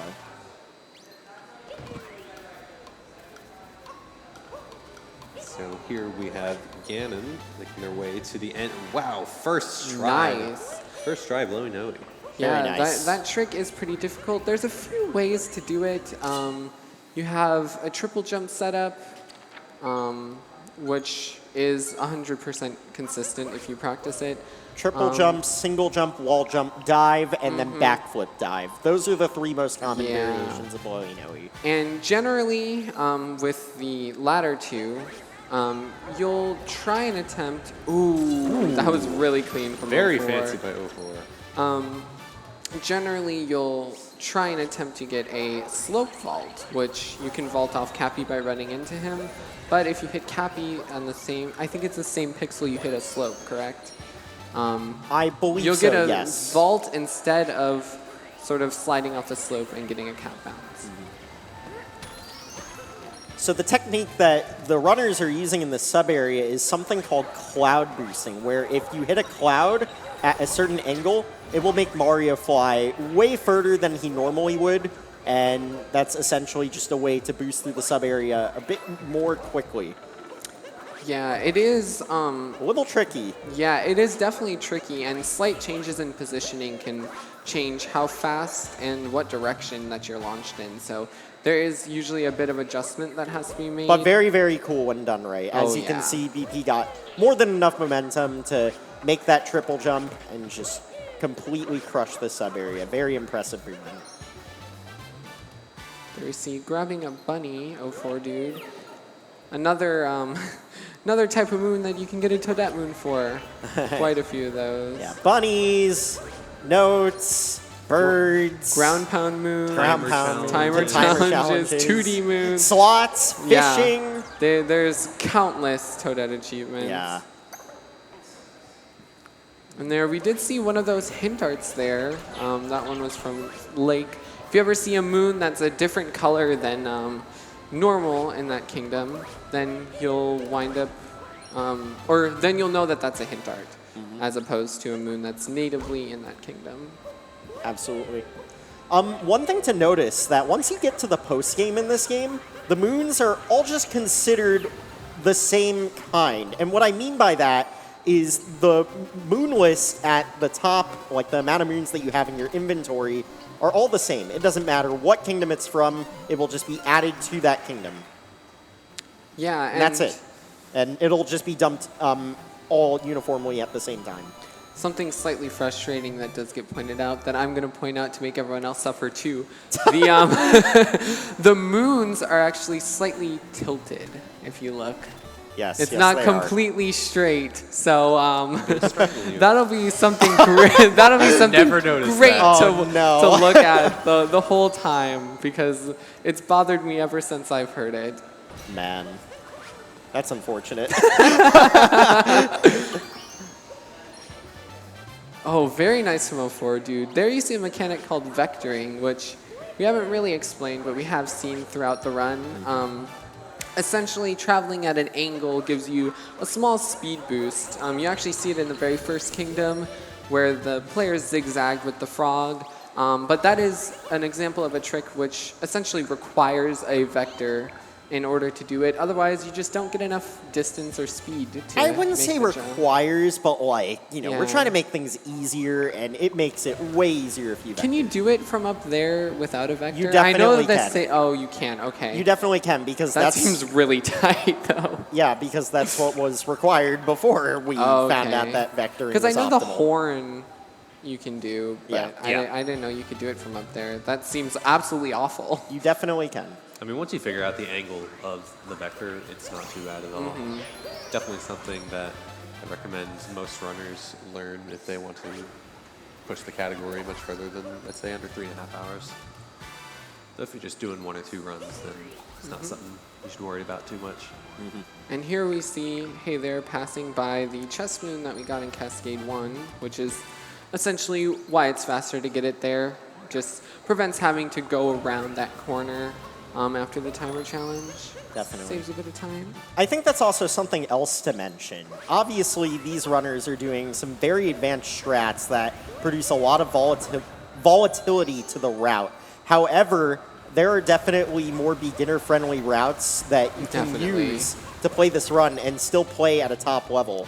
Both me Yeah. and Dylan have good times with easier, safer routes. So definitely still accessible to learn and grow and, Definitely. you know, still have fun with the game, right? Yeah. Once you get up towards like the world record level, the routes definitely do get very, very volatile and lots of difficult movement, lots of difficult tricks, and it can definitely be a lot to chain together. But definitely a lot of cool movement, definitely makes the run a lot more exciting to watch. Let's see if 04 is able to get this fancy Pokio movement for this timer challenge coming up right here. Or, sorry, the Notes Moon. Yep. As much as I hate Pokios, this movement is very satisfying. And Oh, that very was nice. Great. Yeah, that was pretty much perfect as far as Very I'm smooth. concerned. Yeah, so using the hitbox from the Pokio's Oh. nose. Ooh. I'm not really sure what happened BP there, but taking a that's a quick little death there. unfortunate. Yeah, luckily, unlike the Galaxy games that we saw last night, deaths in this game are far less punishing. Far less. Far less punishing. Maybe a little bit more common, but far less punishing. Yeah, I'd say it's probably a bit easier just because of the complexity of the movement. in Oh, this wait. game. Oh? Okay, we're definitely doing something here. Oh, didn't quite get it. BP going for a Cappy clip here. I'm not sure when this was discovered, but I'm not sure either. You can actually clip Cappy in a few different places through the ground. It's normally not a very useful thing, but it just so happens that the geometry of that that roof there. It definitely does have its uses. It's, actually allows- it's More mainly. useful in all moons, right? Again. It's mainly used for clipping Cappy through surfaces, usually to capture or collect something that would usually be inaccessible otherwise. It definitely has uses. It's just not a particularly common strategy that you see. Ooh.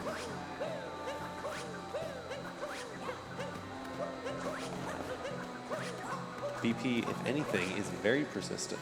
Yeah, BP is definitely not giving up on this. Gotta show off the cool strats, right? 100%. 100%. Sorry. Had to do it once. Meanwhile, Hey There and Ganon entering the Bowser Kingdom, starting to make their way through.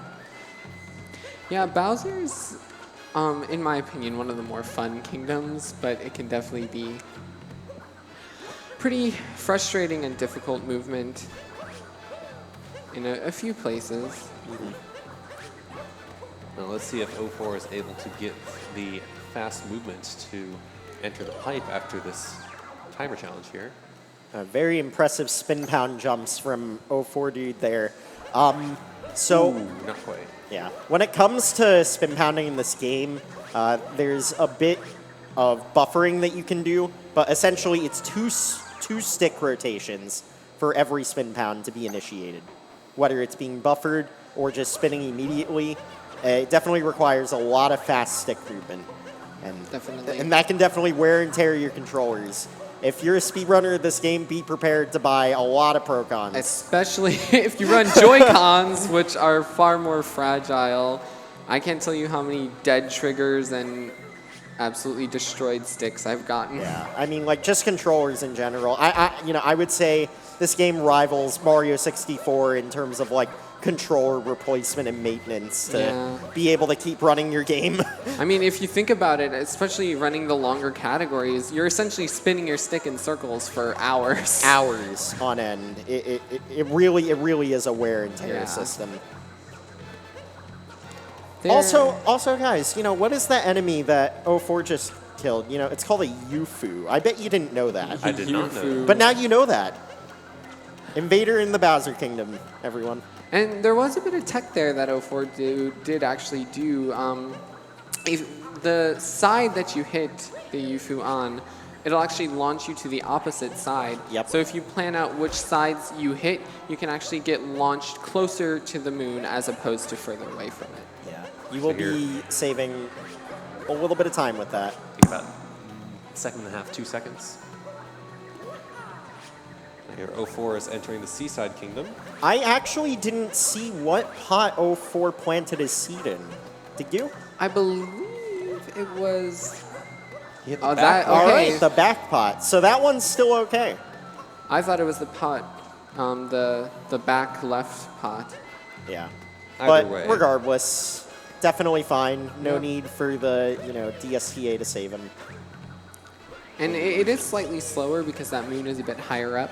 So Yeah. it is a bit of a slower grab too if you plant it in the wrong pot, but It's it's not a very definitely significant a minor nuance. time loss. Also, to all of you Mario 64 lovers, that moon probably looks very familiar to you. That is the same chest order as Jolly Roger Bay Star 3, I believe.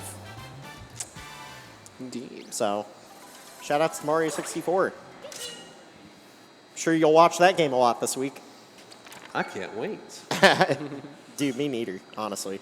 Last time was very fun, and I'm looking forward to it again. Absolutely. I'll quickly read off here. Benny the Great donating $5 saying, sorry I couldn't come post-game. Good luck to all the runners and good luck to commentators on finishing the block. Go BP3142. Go PB! Every time, especially typing, mix up BP and PB. That's fair. It's pretty rough. Yeah, I mean, I don't know. Maybe that's like something within the name. Yeah, maybe. There's something going on there, right? Personally, I am a fan of peanut butter. True. Me as well. And, I'm also a fan of getting personal best in speedruns. Yeah, but those don't happen as often. No, they don't. But hey, you gotta appreciate your victories here and there. So about how much of Seaside 2 would you say is spent underwater? Far too long, but thankfully over time we have implemented sections that make it a little bit more interesting. So We will Yeah. be seeing those in the latter would you half of count the Seaside 2. 2D section as underwater? That is a pretty interesting point. I would say no because I mean there's no swimming in the 2D, right? It's Yeah. under the water, but it's not like an underwater section. you Right, know? yeah. Honestly, the way I think of it is it's like a vacuum under the water. So Yeah. while it's under the water, it's not like placed in the water per se. Okay, so in that case, I'd say probably about 60 to 70%. 60 Yeah. to 70% seems right.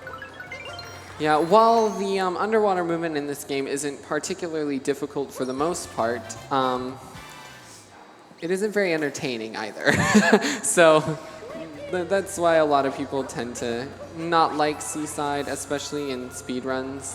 I actually personally call Seaside 2 Sleep Side because Yeah. there are multiple sections of this particular split where you can just close your eyes and just swim with the Cheep Cheep. And then towards the end of it, it becomes a little bit of a gauntlet of tough jumps Oh, definitely. Yeah.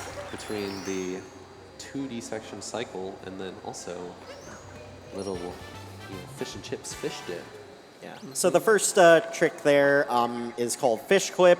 It's actually way easier than it looks. Essentially, all 04dude did was just basically delay the radius of Cappy so that way the Cheep Cheep is going further and further into the out-of-bounds zone, pushing it into said out-of-bounds zone, and then when you capture it, all of a sudden, it's out of bounds. Yeah, the boundary for Seaside Kingdom's a little strange, and you kind of push against it. But Cappy isn't restricted by that, so you kind of abuse that fact to push right through boosting with the fish. Absolutely. I would definitely say, for the most part, that is a trick that pretty much any beginner at Super Mario Odyssey can learn and Yeah. pick up very quickly. It's Some probably nice, easy like time the save for first you. trick that you should learn, honestly. Just because it's so well. Dino Skip is probably the first one. yeah, because yeah, that one's so Dino Skip's easy. probably I the forget first that's one. even a trick, honestly.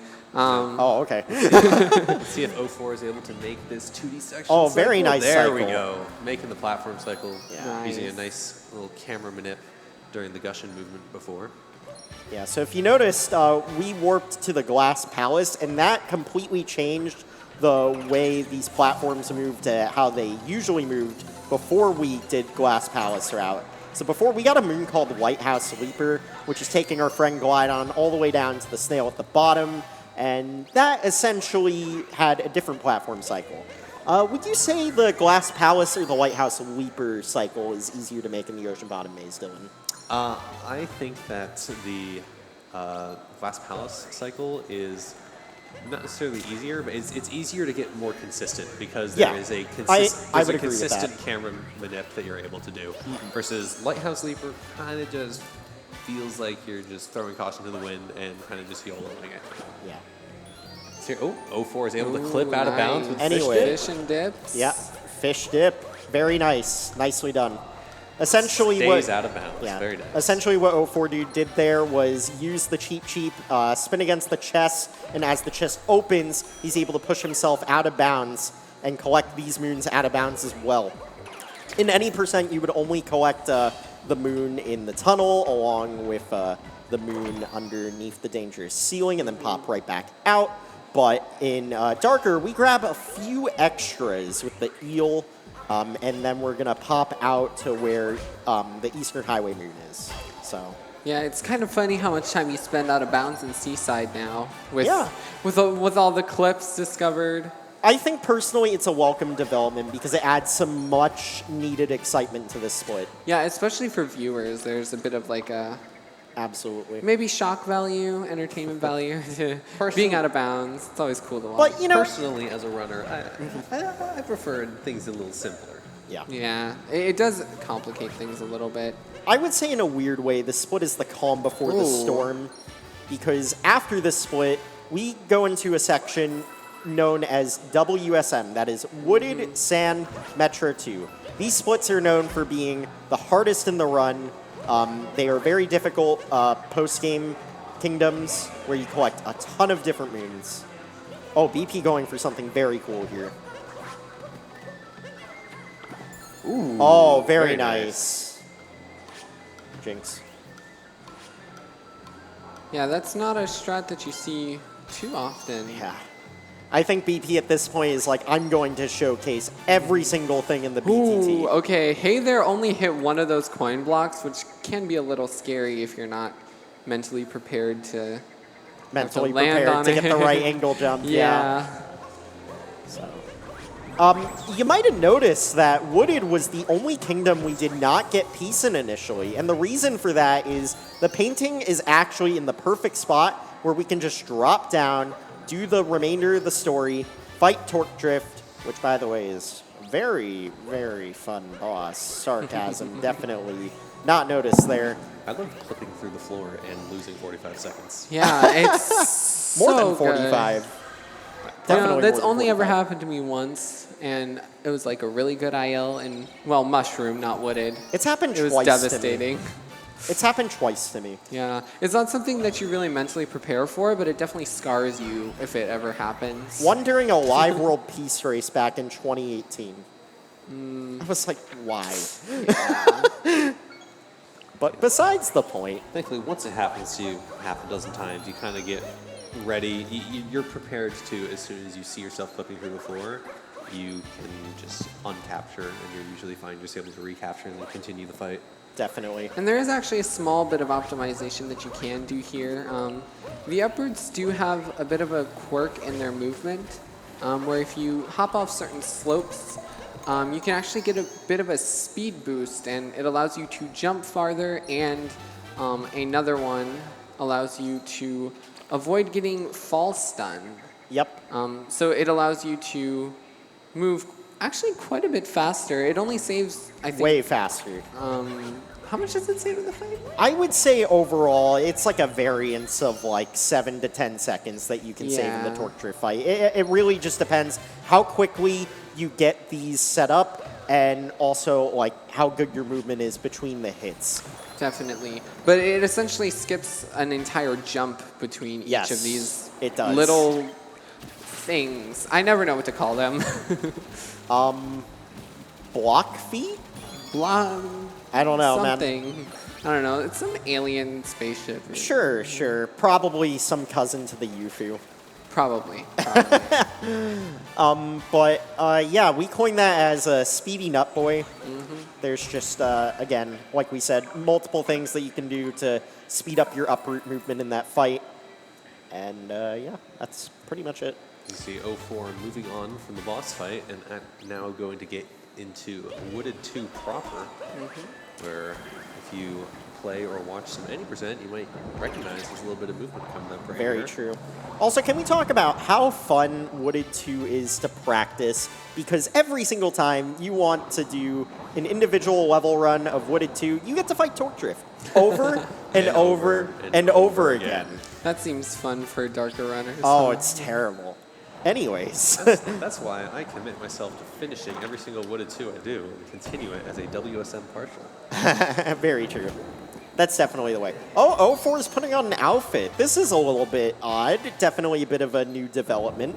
Yeah, if you've watched any older darker runs, you usually don't see them buying really any outfits. If I Yeah, remember so correctly. You might see someone buy the mechanic outfit as a backup. As a backup. moon, yeah. So this is a recent development in the darker side routing where we figured out that the outfit achievement from Toadette, where you get 3 outfit moons as defined by the game as being outfit moons, is faster because of a certain clip in Lake that was found around the time where we were trying to determine if outfits were ever going to become a thing. There's actually sort of a funny story around that. A runner called Kerbis54 basically stated outfits will never be optimal for darker side. Quick, someone put the copy pasta in. Yeah, it turns out soon after finding this clip, Sato, one of the members in the community, did a bit of work with BP, and together they figured out, oh wow, this is actually pretty fast, and now we do outfits in the run. So shout outs to Kerbis. He's a great guy, good sport. He plays Pokemon speedruns nowadays, some other stuff. I think he also does Zelda. Definitely go check him out. And shout outs to Sato for doing a lot of work in the community, not only for just Darker, but just being an exceptional member for the community. Here we go. 04 is going to do a little bit of a vector, like we mentioned earlier in Bowser Kingdom. Ooh, that was beautiful. Oh, the Shireen bounce at the yeah, end. actually getting the Interesting. Shirane bounce. A Shireen? Can we get some confirmation on how that's supposed to be pronounced? I always read it as like a Japanese word, so then I say Shirane Shirane. instead. Fair enough. But yeah, those are, you've probably seen a few of those. They're a cap bounce where you hold Cappy out against a surface and dive or bounce into him. Yeah. And it essentially saves about half a second each time you do it. Just allows you to get a bit of height quicker than like throwing out Cappy for the full distance. We've actually seen this several times already in this run. 2 that I'd like to point out were in the KFR movement section in Luncheon 1, and the other one that I'd like to mention is in the Mysterious Cloud sub-area, climbing up to that first secret moon. And of course, coming up here, 04 is going to do another quick Shirane bounce with some very smooth movement that I personally am a big fan of. Right after getting this over the edge moon, he's going to go through the pipe. And very quick Shirane bounce into a spin drill, into the capture. Into the Beautiful. Goomba. Yep. Very nice. I Very love that smooth. movement. And, we're just going to make some love in the Forest Ruins. There's several Goombet moons throughout the run that we've been collecting. This is also toward an achievement, actually. 5 Goombet moons for Toadette. These moons aren't exactly fast, but again, with combining with the Toadette achievement, makes them fast. Yeah, that is a little quirky thing with darker routing, is that some moons might not be particularly fast, but if they have a Toadette achievement, it can actually be worth going out of your way, because after getting a few of them, you get a free, well, not really free, a 7-second moon, A 7-second which is moon. quite fast for a moon. Yeah, again, which is why I mentioned when we were starting the post game that 7 to 8 seconds would be about like the fastest threshold that we'd see. So here, 04 is going to go ahead and enter the pipe sub-area. There's been a lot of work done recently on this sub-area, especially in any percent. And because this sub-area is exactly the same in darker, we see those same improvements, so 04 is going to stick to his guns and do the good old classic believe this was the fast pipes that This Gory is discovered? Gory's fast pipes. Yep, Yeah. gory fast pipes. Using the up throw to maneuver his way through the flooded pipeways, getting the up throw and then the cap return at water level. Very nicely done. BP getting fish and dips. Now here Here we're actually seeing a little bit of a variation on what me and Dylan do. This is called AM Bird. And the reason why it's called AM Bird is because they do this exact bird cycle in the All Moons route. Yeah, I actually didn't think much of the movement that was happening, but now that you mentioned it, this is not the normal darker bird route. No, it's not. So we were experimenting at one point and we realized, wait, this bird cycle that they do in All Moons, wouldn't that just be faster for darker? And turns out it is. It's hard, but it definitely does save time. It's definitely a lot tighter than the normal darker bird cycle, which normally, optimally, you'd get the bird far further away than you would with the All Moon cycle. But this allows you to get the bird both closer to where you are, and if you can fit it in, you can get the timer challenge here. Yeah, this is another. Pretty tight. Yeah, this is another example of those cycle-based movements. We're racing the bird essentially, and if 04 is really fast, he'll be able to get the bird above where not fire in the cave, above where the breakdown road is. That's like And best case that is scenario. nicely done. But that spot is still very good. As long as you're able to grab the bird while going across to the other side, Yeah. you're generally saving yeah. time. So 04dude is skipping a moon called Fire in the Cave. That's perfectly fine. Again, like we said earlier, there are a lot of different... Quick death, only about 10 seconds. Yeah, there are a lot of different adaptations with the moon routing that you can do, and it's just whatever you feel comfortable with versus like whatever you feel like doing. And again, I can't express this enough. That's just one of the many things that makes Darker great as a category. There's just a lot of flexibility and adaptation that you can have with both your routing and your movement. We saw Hey There trying to go for pipes clip there. Originally, that was only ever done in 2-player, but recently some people have been actually doing the 1-player version, which is a triple jump moon clip. I'll quickly squeeze in a dono here. $5 from Relaxmas saying, I'd like to shout out the Mario R&D server, a great resource for people getting into glitch hunting. Shout out to all the glitch hunters out there in every game, because 90% of Honestly. what we do wouldn't be possible without them. Yeah, without the glitch hunters, well, there's no way to find faster movement, unless if we just come across it on accident. So thank you for hunting all those glitches. Especially Seriously. the Zelda community. Oh my goodness. Oh my goodness. What they have done to Tears of the Kingdom already. Tears of the Kingdom, Breath of the Wild, even the older Zelda games like Twilight Princess, Wind Waker, OOT? Dude, OOT is something else. So here 04dude is leading the Wooded Kingdom, entering Sand Kingdom, part 2 of our WSM Trilogy of Hell. I wouldn't say it's hell. I would say it's something that you need to be prepared for. If you're prepared for it, it's actually probably one of the more fun sections of the run. If Yeah. you're not prepared for it, prepare to have It's a bad fun time. when it goes well. Prepare to have but a bad time. They're definitely the longest splits in the run, and some of the most difficult as well. Oh, Ganon's going for a quick moon clip. Oh? No. Oh, that doesn't not look quite. like a clip. Yeah. So that moon clip into the storage room is something that's been worked on recently, and it's pretty difficult. It's one of the tighter moon clips that you can do in this run, and it's very hard. Very hard. Yeah.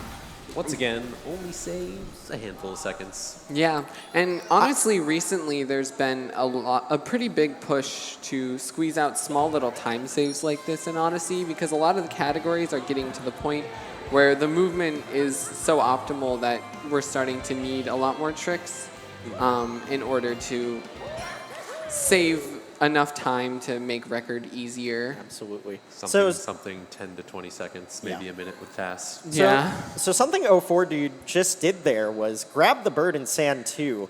Again, a bit of a more recent development in the darker side routing. We used to actually grab that moon in Sand 1, as most of you any percent World Peace runners know. That bird is fast, but turns out it's faster for Sand 2 and darker. And if you're fast enough at the start of Sand 2, you can definitely hit the cycle quite easily. Pretty much a free 2-second time save. Oh, let's also talk about dog moons while we're here. So 04 did just collect a dog moon. Dog moons are a little bit particular because you do need to face the camera with the dog while it's digging for it to actually dig the spot to get the moon. So make sure that your camera is facing the direction that the dog is digging. Otherwise, you will be losing time waiting for the dog to dig up that moon. Luckily in darker, you don't get any of the annoying dogs. You get the one good dog, the sand dog, who just knows where to go right away. We get Sand and Metro. Oh, you get the Metro dog. Well, that one's also pretty good. Yep. Yeah. I believe those are the only 2 dogs in the route. Oh, yeah, I forgot about the Metro dog. You do That's that okay. park. Yeah, there are some really annoying dog moons in this game. So this whole section that 04 is going through right now in the Sand Kingdom is all on a bird cycle, but we are able to use a camera manip to keep the bird off the screen and on the screen when we want in order to manip it into the proper spot once we actually make our way over to the top of the Jackson Ruins. I would argue this whole section in Sand from the archway, or no, not even the archway, exiting employees only in the town, all the way to getting the bird in Jaxie Ruins is the biggest, most intense cycle in the entire run. Yeah, it is definitely a It's display long. of that. It doesn't necessarily have a lot of hard movement in it, but because of its length, messing up any of the movement can make the cycle really awkward to hit. There are backup Definitely. cycles, like, halfway across the Poison Pond, lake? It's a lake. I'd say it's a lake. I mean, they call it Let's Lake call it a Kingdom lake. when it's not very big, so this could probably classify as a lake. Let's call it a lake. So there's definitely other cycles you can hit, but if you're trying to hit the fastest one, it's going to be as the bird is looping around before it gets to where it's going to rise up a little bit for the timer challenge platform. And it looks like 04 is well ahead on that, and will be able to get it well before Nice. the That was timer a challenge. beautiful line. That was a beautiful cycle, actually. That was about as perfect as it gets, I think. What would you say, Dylan?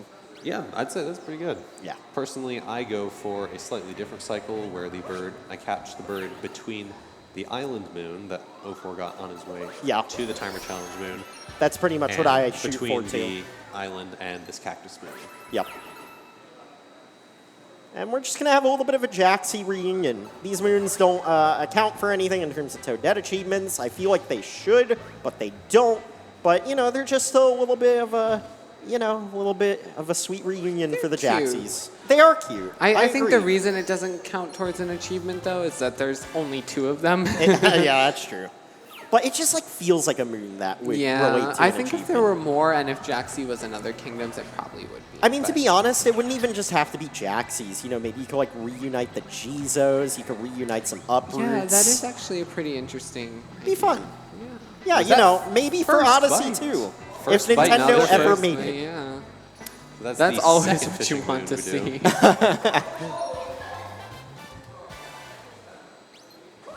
You see, hey there, making his way into that same sand bird cycle section of the run. Also, did 04 get a first bite fish? Yes, he Yes. did. Excellent. Is that first bite for both? I can't think that remember. is. I think 04 got second bite. BP got first bite. Yeah, I also. remember BP got first bite. Right. I think we were paying attention more to BP because he was ahead at that point. It's hard to keep track of all the runs at once. Yeah, even though there's 3 of us, it's very difficult to keep track of 4 runs. So bear with us as we try and point out the moments on all 4 screens. So unfortunately here we see, actually, probably didn't lose any time at all. 04, is he going to make this bullet bill bounce cycle? Very easily, Nice. actually. He was actually really fast there, so he had a lot of leniency where he was able to readjust his jump onto the first bullet bill. Drew's gonna talk to Peach, ask her how her day's doing, Yep. take a moon, and then promptly leave. No, this Bye, isn't the Peach. first Peach moon. I almost asked that, and then I No. was like, absolutely not. Why would I even? We have actually seen Peach multiple times Yeah. throughout the post game so far. You know, again, like the tourist, she's just trying to have a good time. You know, after the big wedding debacle, you know, she's just trying to take a break. And somewhat similar to the tourist, but not, I guess, exactly the same. The tourist will appear in consecutive kingdoms after you talk to it in the kingdom before. Right. How Peach works, she appears in every kingdom except Moon and Mushroom. And then when you get Peach in every other kingdom, she'll appear in Moon. And then after you get Moon, Peach, and I believe Peace in every kingdom, That is correct. then she will appear in Mushroom. No, I don't. Would she appear in a kingdom that hasn't had peace yet? No. No, Yeah. that is another thing. She doesn't appear in kingdoms that don't have peace because why would you want to travel to a kingdom? A kingdom in chaos. Yes. Why would you want to do that?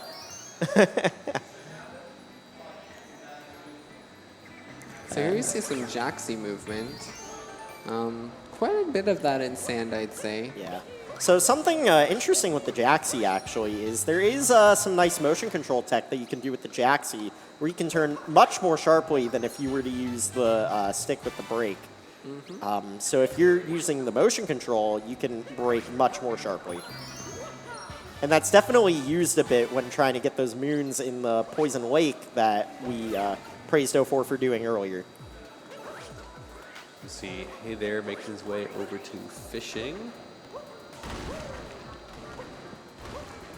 Having a little trouble. Oh, I think that was first or second bite. Might have been first bite, but took the fish a moment to notice the fishing rod. Yeah, Ganon also starting this really elaborate cycle. Did unfortunately mess up some Goomba platform movement, but should be able to recover, probably make that cycle that Dylan and I usually get, so, you know, nothing to fear there. And realistically, that's not really much slower at all. Not at all. Yeah. Not at all. Barely a Even a difference. second? Probably not. Probably not even. Well, you know, like the time loss comes from the movement Yeah.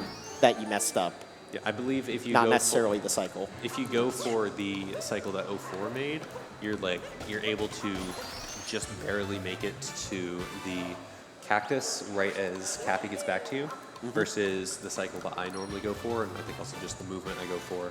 Cappy comes back to me about a second and a half before I reach the cactus. All Absolutely. So this moon Ganon is actually grabbing here right now. The Eastern Pillar Moon is my single contribution to Darker Side routing. I basically messaged Neo one day and was like, hey, is this potentially fast enough for Darker? And then they were like, yeah, sure, let's try it out. And turns out it's in the route, and it's been in the route since. So thank you, Neo.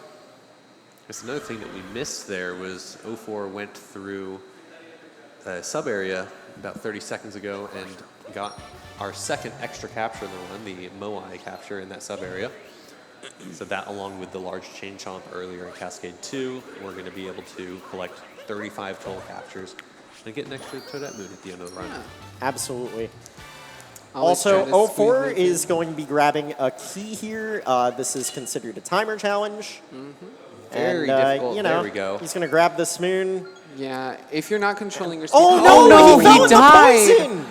Oh, how could he do this? No. That's such a bad death. Oh, no. Oh, nah. Actually, guys, it's fine. It's a death warp. Yeah, intentional death warp. It actually sets us up really well for the alignment for what we call Sand 2 Dram. If you recall correctly, we did a Dram for one of the moons in Sand 1, and this sets us up to do a second Dram in Sand 2. Yeah, and this one's somewhat precise. You need to first knock off the Bill's hat and then control its pathing Well done. by moving it in. It's not super precise, but moving in a certain way such that it turns around, and when you back throw and dive into that moon, into the flowing sands, you can capture the bill. I So would that's say nicely done. I would say it's no harder than Sand 1 Dram. I'd say the difference is the complication in the setup. Yeah, it's definitely like it's more difficult at first because there's a lot more setup to do. You know? I think it's one of those things where like it looks really hard, but when you actually do it, you realize, wow, it's literally just Sam 1. Because I definitely struggled with it a bit at first, but once you do it a couple times, then it's not too. It's also slightly different in all moons, I believe, because you end up warping to that checkpoint instead of death warping. So the platform cycle is slightly different. Yeah, I was actually going to mention that. Yeah, you can actually bonk, which is frustrating. Yeah, I was actually going to mention that because All Moons is grabbing a couple of extra things in that area. I believe the purple coins in the 2D section. They don't need to worry about the platform cycle being off for them. However, in Darker, because we're just going for moons, if you were to warp instead of death warp from that timer challenge, the platforms would always be in the way when you do Sand 2 Dram. So here 04 is in the Metro Kingdom, the third leg of our WSM. And he's going to be collecting that extra seed move. Ooh, that perfectly was timed nice, omen shake. Yeah, Metro is definitely, it should probably be called Lag Kingdom, because Lag if you're not Kingdom? very careful where you're positioning your camera, you will definitely hit immense amounts of lag. Yeah. Also, hi Peach. That's a pretty nice angle of Peach there. So the strat 04dude did just there actually is pretty nice because it reduces a lot of potential lag that you could get by climbing up the side of the building. Definitely. So you know, it's good lag reduction, and it's generally just easier to perform. So it's a win-win. Some very clean movement from 04 in this section. I always love seeing that movement done. And he I bonks. had, you know what? And he Every bonks. time I say something, I'm just not saying, nope. It's really So funny. here we have the People's Room sub-area that you see in any percent. However, there is one additional moon here, this little hat and seek guy that's hiding in here during post-game. We haven't really discussed those yet, but essentially it's just another Toadette achievement. Yeah. Big surprise. And another quick moon. Yeah, honestly, Darker Routing is pretty much how many fast Toadette achievements can we do, and what moons are fast along the way. Darker Routing is essentially how many Toadette achievements can we get while, you know, doing the essential routing through each kingdom, and essentially just having good pathing throughout the kingdom too. There's definitely been like some alternative ideas with pathing for some of these larger post-game kingdoms like Sand 2 and Metro 2. So, you know, if you're interested, there's still some potential routing to be done with this category. I was a little bit involved in Darker Routing. I think that's a bit more on Sato and BP nowadays. So definitely let them know if you're interested. Yeah. And you did see a little bit of tech there from 04dude. If the dog gets to the dig spot and is about to start digging, if you hit the dog with Cappy, it'll actually start digging a little faster. So that is something you can do to kind of speed up the dog just a little bit. Here 04 is going to go ahead and climb to the highest point in the kingdom. Yeah, this movement's going to look very familiar for all you any percent fans out there. It's pretty much exactly the same. That's crazy. That is, except you don't go the same direction afterwards. Yeah, we just kind of roll off and jump on a scooter. 04 is going to cut some corners here, very nice. I believe each corner cut saves exactly 0.1. Isn't that fun? Yes. And risking death just to save 0.3. yeah, the risk for all of those corner cuts is potentially falling all the way down and having to redo the whole moon. Yeah, the risk-reward ratio for The risk-reward a lot of ratio. time saves in this game can be really, really steep. I think for that especially, like that pretty much sums up risk-reward ratio sometimes for some tricks and movement in this Some game. of them are just like really silly and save barely anything for how hard they are, but they just look really cool. Yeah, I mean, like, you know, we're all about saving time, and we're literally cutting corners in our speedrun. Yeah. It's great. And I really do think this is one of the most fun games to watch speedrun movement-wise and like aesthetically. Yeah. Because everything is Very just smooth so movement smooth. there by 04 in the Yeah, pitch black sub-area. perfect example. Definitely. And I think to emphasize... Oh, That was sorry. so good. That was very clean. I think to emphasize on what Sly was saying there is, like, this game is only less than 6 years old. It becomes 6 years old October 27th of this year. And to see the game already pushed to this point is just like a far cry from what we could see 10, 20 years down the road. Like, this could potentially be the next 64 in that sense, where the game is just actively developing, becoming just this absolute machine of optimized movement. Definitely. Of course, I expect Tyrone will still be at the top 20 years from now. Maybe. Tyrone, if you're listening to this, definitely no pressure. Come back to Darker, get 258.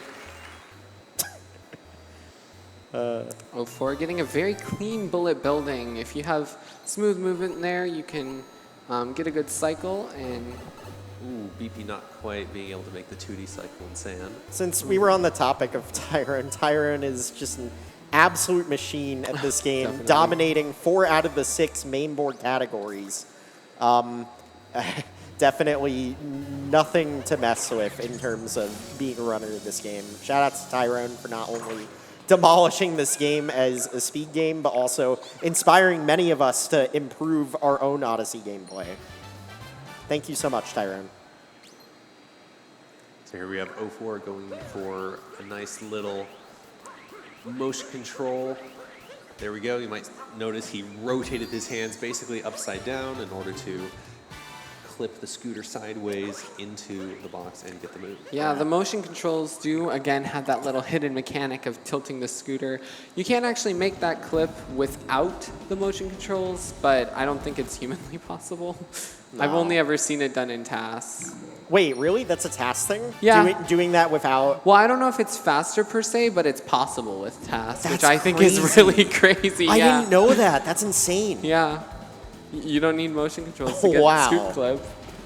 Anyways, going back to like the risk reward with like the routing of this category, we do need captures, right? So, you know, if you really wanted to, you could not do scoot clip and instead just capture the RC car guy. And you really wouldn't lose all that much because you'd probably only be saving time with scoot clip by doing a drive-by. There, 04 isn't exactly selected easy. the extra seed moon that he planted in Metro 1. Yeah. Which, again, expresses the flexibility terms of this category. Yeah, even at a top level, it's still incredibly flexible, which I feel like is not very common with really any of the other Odyssey No, not categories. at all. And once again, with the route variation, we just saw Hey There go for Metro Toad, a moon that I wouldn't say is particularly common amongst darker runners, mainly because the movement for it is a little bit tricky. But again, with the flexibility aspect of the category. Here we have our last major bit of RNG in this run with the lake fishing. Arguably the worst one. Yeah. Absolutely, though, 04 has a very nifty camera manip that he is able to do. Yeah. Oh my god. That was so clean. Beautiful. Yeah, That was beautiful. The lake fish can be very frustrating because it loves to hug the wall and not want to see your hook. Mm-hmm. So being able to keep it away from the wall like that. And a really beautiful MCCT roll cancel bounce there. MCCT roll cancel bounce. Yeah, Say that 5 times fast. MCCT roll cancel. No, it's not going to work. MCCT roll cancel bounce, MCCT. Okay, I'm not going to do Yeah. it. But a point of case, again, it just shows that the movement in this game has a high skill cap, pun intended. And there's a lot of nuance. For example, an MCCT a roll cancel bounce like that is a bit more useful because you don't necessarily have as much space, and all motion cap throws come out slightly faster. So all spin throws, up throws, down throws, and motion control cap throws come out, I believe, a frame faster. Yeah. So doing MCCT roll, yeah, that movement allows you to... Motion controlled cappy throw roll cancel bounce. Yes. There you go. That is the full name. allows you to No abbreviations, no acronyms. fit the movement a little better. And there we do see 04 doing a little mechanic with the Goombas, where jumping off slopes actually gives you a lot of speed. You don't see it too much in this category as compared to all moons, where you gain a lot of speed. Zumba. Zumba, yeah. But that was a very good example there of how much speed you can get. And that was just one or maybe two jumps off of a slope surface, and you really gained a lot. So Lake 2 is after the storm that was WSM. There are definitely still tricky parts in the latter portions of this run. Definitely do not take either of the sub-areas in Lake 2 lightly. Both Poison Waves and Jump, Grab, Cling, and Climb are there to definitely put some late game time loss into your runs. You're describing Lake 2 as a break, but you have two deadly sub areas and fishing RNG in it. Yeah. Exactly. It can definitely be very frustrating. I wouldn't say Poison Waves is necessarily an incredibly difficult sub area, It's but not, but don't one take it misstep, lightly. Don't take it lightly. and that poison will just send you right back to the beginning. So yeah, you should really never take it lightly. Absolutely. I think that just goes for like the entire latter half of this category. Definitely. Like I feel like the difficulty progression scales in such a way where every kingdom does get progressively harder, and I think that does make for a good category because why would you have really hard stuff at the start and then really easy stuff at the end? That wouldn't make sense. Yeah. So there we just saw 04 collect the pirate outfit moon there, which is the reason why we bought this outfit earlier on in the run. One of our 3 outfit moons. And here comes the second one. Yeah, and you might be a little bit confused because 04 didn't actually change outfits. No. But there's a clip you can do here that allows you to get to an outfit moon without needing to change into it. By the way, this clip is incredibly hard. It is coined as Lake Outfit Clip. And the outfit that is... Oh, hold. Oh, and There doing we the go. more Very nice, difficult very out-of-bounds movement as well. And the outfit this is corresponded with is the swimwear outfit. Mario wearing the little duck feet. That's the outfit that this correlates to, but we don't need it. Yeah, and normally you have to collect 15 regional coins, which in Lake isn't necessarily a very difficult task, but... Yeah, but between buying the it's outfit, collecting the too slow coins, for it is Darker. far too slow for Darker. Also, 602 coins from 04dude for a second. Wow, Reference. 602. A little bit Nice of a reference. reference there. Great reference. Multi-Mario runners? Yeah. Crazy.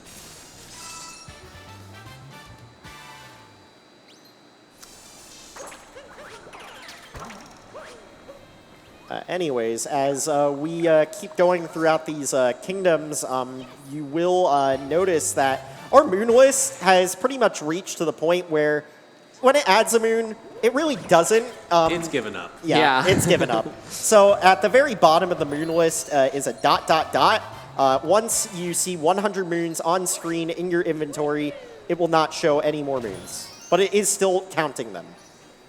And we are still collecting them, and we'll be able to put them all into the Odyssey all at once in this next upcoming kingdom for 04. Yes, we will be doing the quote-unquote moon dump Which very is soon. always incredibly satisfying. Very fun.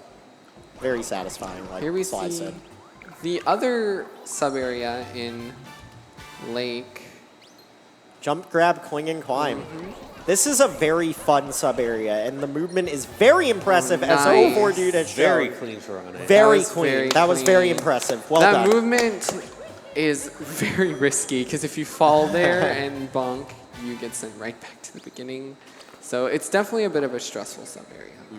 Yeah, there's definitely a lot of nuanced movement that's a bit tricky to explain in that sub-area, but when it's performed perfectly, it's great. Also, beautiful roll Oh, cancel. 04dude showing off a very tight roll cancel across the gap. That is way harder than it looks. Yeah. The timing is basically instant. Roll canceling off a ledge like that has a little quirk where it preserves a bit of Speed. speed and Distance. it almost makes you hover a little bit, especially bit, as yeah. spin throw roll cancel. And it depends how close to the edge. Oh, that was an extremely clean bunny grab from 04. Very nice. It definitely depends how close to the edge you are, but the closer you are, you can actually get quite a bit of distance off the ledge horizontally, which can allow you to do things like that. Also, we were wrong about the tourist earlier. There's actually 5 tourist spoons that we will be collecting because it does go back to mushroom. So Mushroom. Yep. I did forget about the mushroom tourist. no, You're that's right. fine. That's fine. I forgot to. So the tourist trek is essentially Metro, Cascade 2, Luncheon 2, Moon 2, and then Mushroom 2. and then it would go back to sand. If Unfortunately, we did a no third visit to sand 3 and darker. No. I'm not complaining. No, me neither, You don't want to honestly. revisit for 5 moons? No. No thanks. Why not? Yeah, referencing a bit of all moons routing there. Unfortunately, it is required to visit sand 3 times because of the tourist visits. With the tourist tracking, it's pretty much impossible to route in such a way that prevents us from visiting sand only twice. It is kind of funny how the last moon collected is one of the moons collected in the any percent. Yeah, one of the fastest moons in the game Since is we're- one of the final in the all moons. Since we're actually on the topic of routing the longer categories in this game, Darker does have Luncheon 2, Luncheon 3. However, in the BTT, the best theoretical time, a trick jump is done called Brunchin, which essentially allows us to only visit Luncheon twice and get all those moons in one visit. The reason why we don't do Brunchin is because it's not... Okay, so like, it's technically probably RTA viable, but it is definitely tricky to do in your speedrun. Basically, take Yeah. Snowdram and multiply it by 10 in its It's an difficulty. incredibly precise trick jump, and especially on 1.3, it's even more difficult, which is the fastest version that we currently play all the main board categories on, at least. I wouldn't say incredibly precise. There's definitely harder trick jumps, but in a That is true. in a speedrun setting, it is mortifying to have to do a jump like that. Yeah. It's definitely different doing a trick jump in a speedrun setting Very versus different. normally, because even one that might not be too difficult in terms of trick jump standards, one, that's not something that you're necessarily practicing, and two, needing to do it fast is very Needing different. to do it fast. Yeah, exactly. In the speedrun setting, we're all about the speed. So the setup has to be instant. The jump has to be instant. And even things like the cap bounce and Yep. there's a lot of like small things you can cut down in terms of movement in this game, and like one small nuance is allowing Mario to fully spin in midair after throwing Cappy gives you more height. Absolutely. But obviously that's slower, so in some places you might want to opt to try and do a quicker cap bounce for less height, but a more precise jump. Which So can while be we were difficult. talking about the logistics behind cap bouncing, 04 has changed outfits. We will be getting our final outfit here. This is usually considered a backup moon in most darker routes, but in the advanced darker route, you do get it in the route because it is our third and final outfit moon towards that Toadette achievement.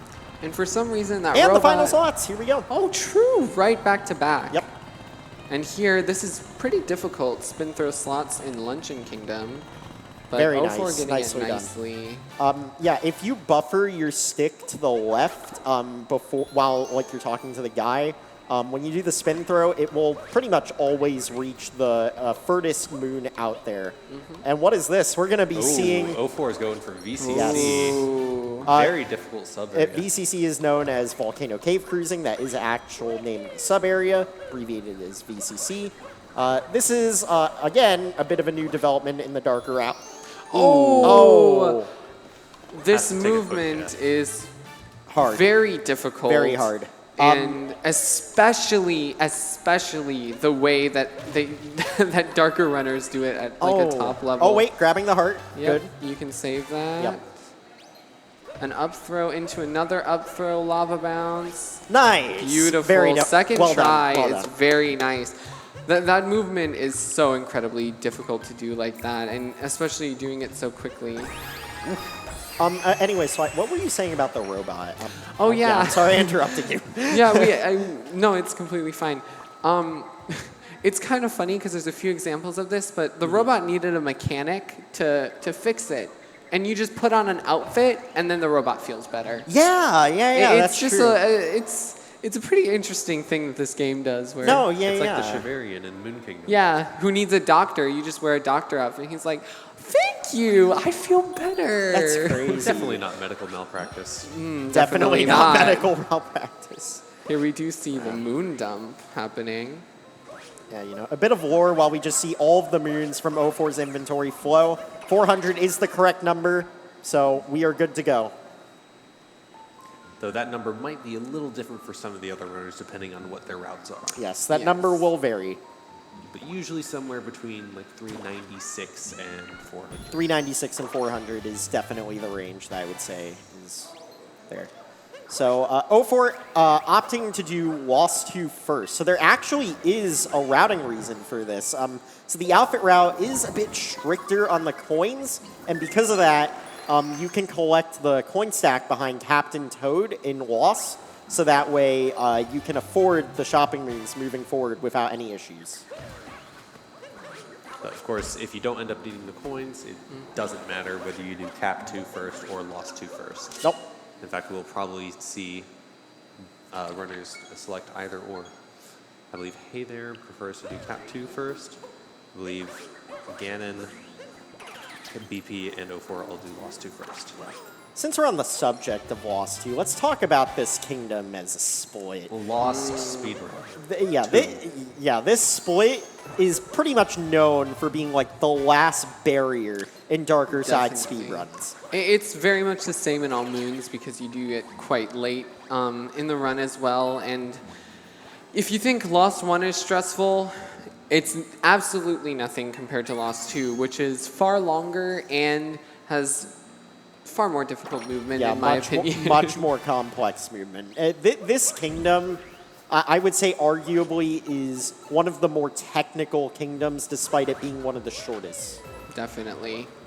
There is a lot going on. Oh, wow. That is that was very impressive. That's a very interesting mechanic that 04dude used right there. The torpedoes there actually hold Cappy and will explode upon impact. But if you off-screen them, the hitbox will actually change. So 04 abused that fact to line it up a little bit. I'll be honest, I didn't know that. Yeah, because I don't think that would have worked if he didn't change the definitely camera not. like that. Yeah, so I'm curious how that works. Is it the fact that he's off-screening the block, the first block that it would hit, or? I think it might be that. I don't remember exactly how it works, but I know that instead of using like Cappy's hitbox, it uses the torpedo's hitbox to hit it. It's like something to do with that.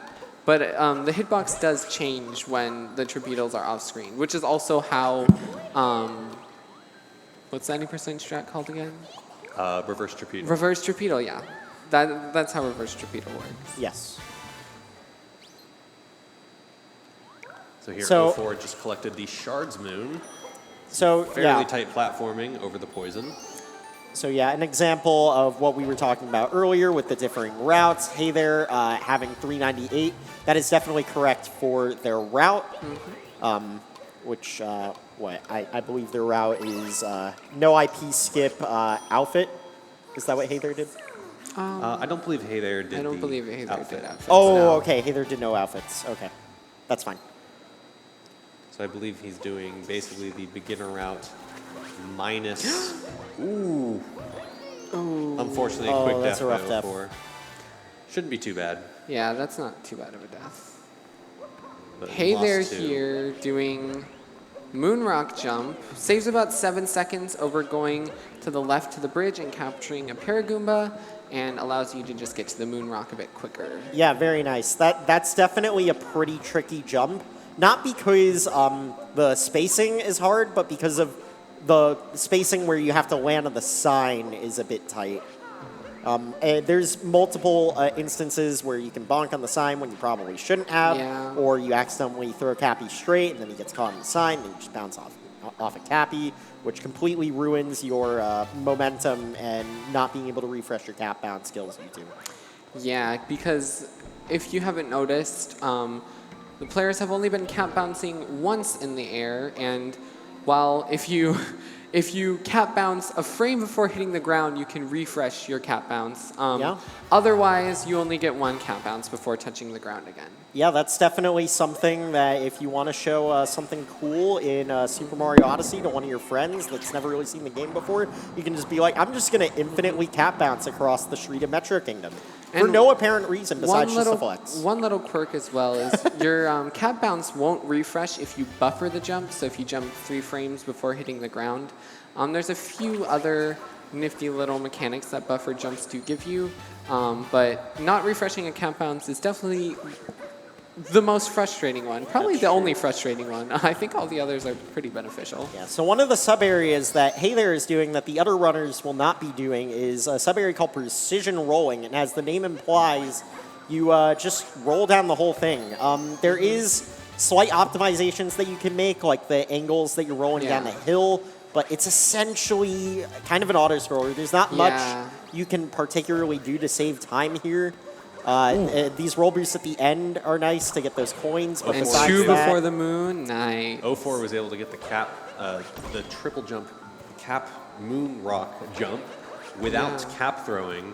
So that is onto the something side. that you can do. Very If nice. if you triple jump off the rail, you can actually skip a cap throw, which Yes, is you one can. of those small optimizations that you can do. Cap throwing before diving does give you a small bit of extra height, but it does lose about a half second each time you do one. So another sort of bit of optimization that you'll try and do as you get better is trying to cut as many extra cap throws that you're doing in places that aren't necessary. I would say that's fine. Besides, maybe running all moons because you do need to eventually cap farm anyway. All moons is very complicated balance. You can actually cut Very cap throw farm complicated. if you're very diligent. You can. But it's like you have to plan out every small bit of movement very precisely. But this is Darker Side, so let's not worry about that. Oh, that's a really unfortunate mistake from Ganon. Able to back it up though with But able to the get back lava up. bounce. All right, very nice. Is going to have to go back to grab the turnip, though. Yeah, turnip movement is deceptively hard. Picking up the turnip, often the fast way to do it is to roll cancel. You can also long jump like Ganon did. Slightly slower. Slightly slower, but not very much so. And I think in that case was probably better because there was a ledge. Yeah, absolutely. It's definitely a bit tricky to maintain your speed while holding objects in this game. It has to, that goes with both seeds and turnips, actually. I'd say seeds are definitely more difficult and a lot more finicky because of the smaller hitbox. The There's smaller a little hitbox, bit yeah. tighter of a timing. You have to like almost wait until you hit the seed before roll canceling. 04 is going for a quick Ooh, little yeah. strat here called Equan Bird. Shout-outs to Equan. Oh, Did it very nice. beautifully. Well done. Sometimes the bird can kind of juke you there. Oh, yeah, true. Oh no! Oh my that God. was unfortunate. Yeah, so that was one of the cases where you bonk on the hat brim, and these hats are moving up and down. So it's actually one of those situations where the hat was high nice in its pullback. rotation. So Good backup. yeah, definitely a good backup, but that is really unfortunate. Definitely. It's one of those many things like the tides, the waves in Seaside 2, or Seaside in general, poison, lava, just like all those different elements, they do move up and down, which does affect your movement throughout those sections in the run sometimes. Yeah. Another small bit of RNG that often isn't very consequential, but when it is, it's Irritating. always frustrating. Very irritating. Ooh, oh, Ooh, okay. tried to fine. go for like a Yeah, that's triple okay, jump, that's but okay. didn't quite work out. Just loses a quick little cycle, probably about 2 Yeah. seconds. I think part of being a good runner in this game, and honestly most 3D platformers or platformers in general, is realizing when like something isn't going to work. and BP going for back on it. Salt Cliff Salt into Cliff the from cheese BP. room. That was impressive. That's a somewhat difficult trick. That is very And difficult. how much does it save in Darker? Do you know?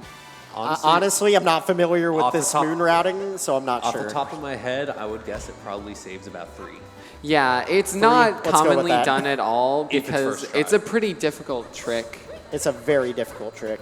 And there we see, is that Goldfire from 04, right?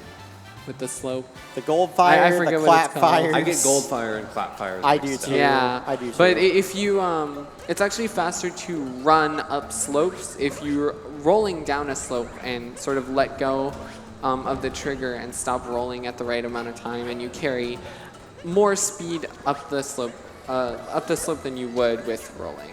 Yeah, that backup from BP with the turnips was pretty clutch because, as I've mentioned before, it's pretty difficult to maintain your speed while holding objects, but he was able to instantly roll cancel into the turnip, re-preserving his speed, getting enough momentum to triple jump over the gap. Ganon, unfortunately, getting a value dive there. That is something that you've probably seen a few times throughout the run, where Cappy sometimes just has a bit of a mind of his own. Cappy sometimes just ignores us, and Yeah. while that technically shouldn't be our fault, unfortunately it is, because it has to do with the camera movement when Yeah. you're doing cat bounces, and sometimes the inconsistency there forces us to miss Cappy, which And sucks. sometimes what it is as well is positioning, because Cappy has a slight feature where he'll home in on things even if you didn't like shake to home in. Examples are coins. Cappy is very greedy Yeah. and loves coins. Ooh, good lump RNG in Moon Oh, 2 very there. good one, RNG. Oh, yeah, we forgot to mention Moon 2. Yeah, this split exists. And Yeah. it's done. And it's done. Yeah, it started like a minute ago and we were distracted and now it's done. Yeah. So the reason for the Moon 2 backtrack, you're like, why would you go to a kingdom to get 5 moons? It's essentially linking up those quests that we mentioned before. We have the Taurus. You collect a hint art that you look at in Cap 2. You collect Captain Toad, which again goes towards the Toadette achievement. And then there's just 2 other fast moons by the Odyssey. So, like, at that point, it's workable to just fit into the route. Definitely. Hero 4 coming into the final revisit. Technically Of not. lunch. Oh, Yeah, technically not that's true. We true, still have to revisit Mushroom. Mushroom. I said that and then I was like, oh. It's okay. It's okay. Mushroom barely counts. It's a long run. Yeah. It's 2.5 minutes of movement, and then you sit there mashing for Pretty much. 5 minutes. Yeah. Yeah, but you know that's okay. We have a special treat for that.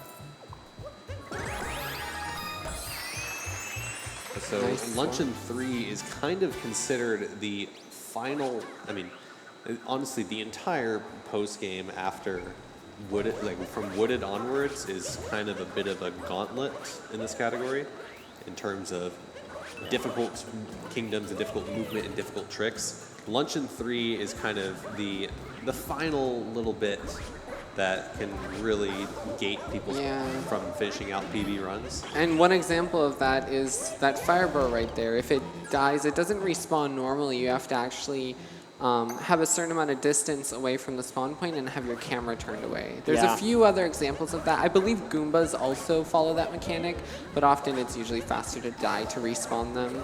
Yeah. Right. Like these Goombas up here.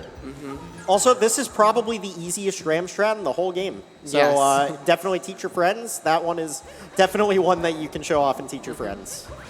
And here, this moon can be a bit stressful because if you fall into the lava, the Oh, Goombas will kind of corn. fall apart. But if one of the Goombas survives, you can actually back it up with only one Goomba, which is Yeah, Pretty that was interesting. that was definitely a bit more of a recent development with the camera and you Yeah, know, it's- just a bit of a crazy manip. It's like you change the camera, you first person, and you're able to get the Goomba on top of the ledge. There's actually a faster way. You don't have to actually despawn Goombet. Oh, you don't? Okay. Well, you do, but not with turning the camera away like that. You can actually just get the Goomba up on the ledge by uncapturing, move towards the right ledge of the platform, and then recapture as Goombet respawns. Ah, okay. So that is slightly faster than doing the whole setup. So we haven't really mentioned Music Toad moons this whole time, but right there, 04 selected track 04, unironically. Reference? Reference? Wow, that's crazy. Honestly, it's the better track anyway. I'm not entirely sure if I agree with that, but, you know, we do things It's for just a speed. coin grind reference, okay? Yeah, that's fine. But, you know, regardless, we do things for speed. There are other tracks that work, but we're obviously going to pick the one that's faster.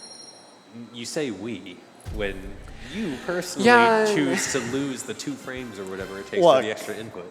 Honestly, if I'm not on a good pace, I'd rather listen to a better song than bum, bum, bum, bum. But that's beside the point. Yeah, most people don't like the Dino music as compared to the other option, which is Lead the almost way, as track fast. 46. Yeah, which is Pillar's music. Yep. Yeah, One yeah. of the beloved tracks. Yeah, you probably lose like 1.5 seconds for selecting that instead of the bump track. So Is it really that much? No, it's literally one extra input. Yeah, so it'd be like a frame optimally. Yeah, frame or two.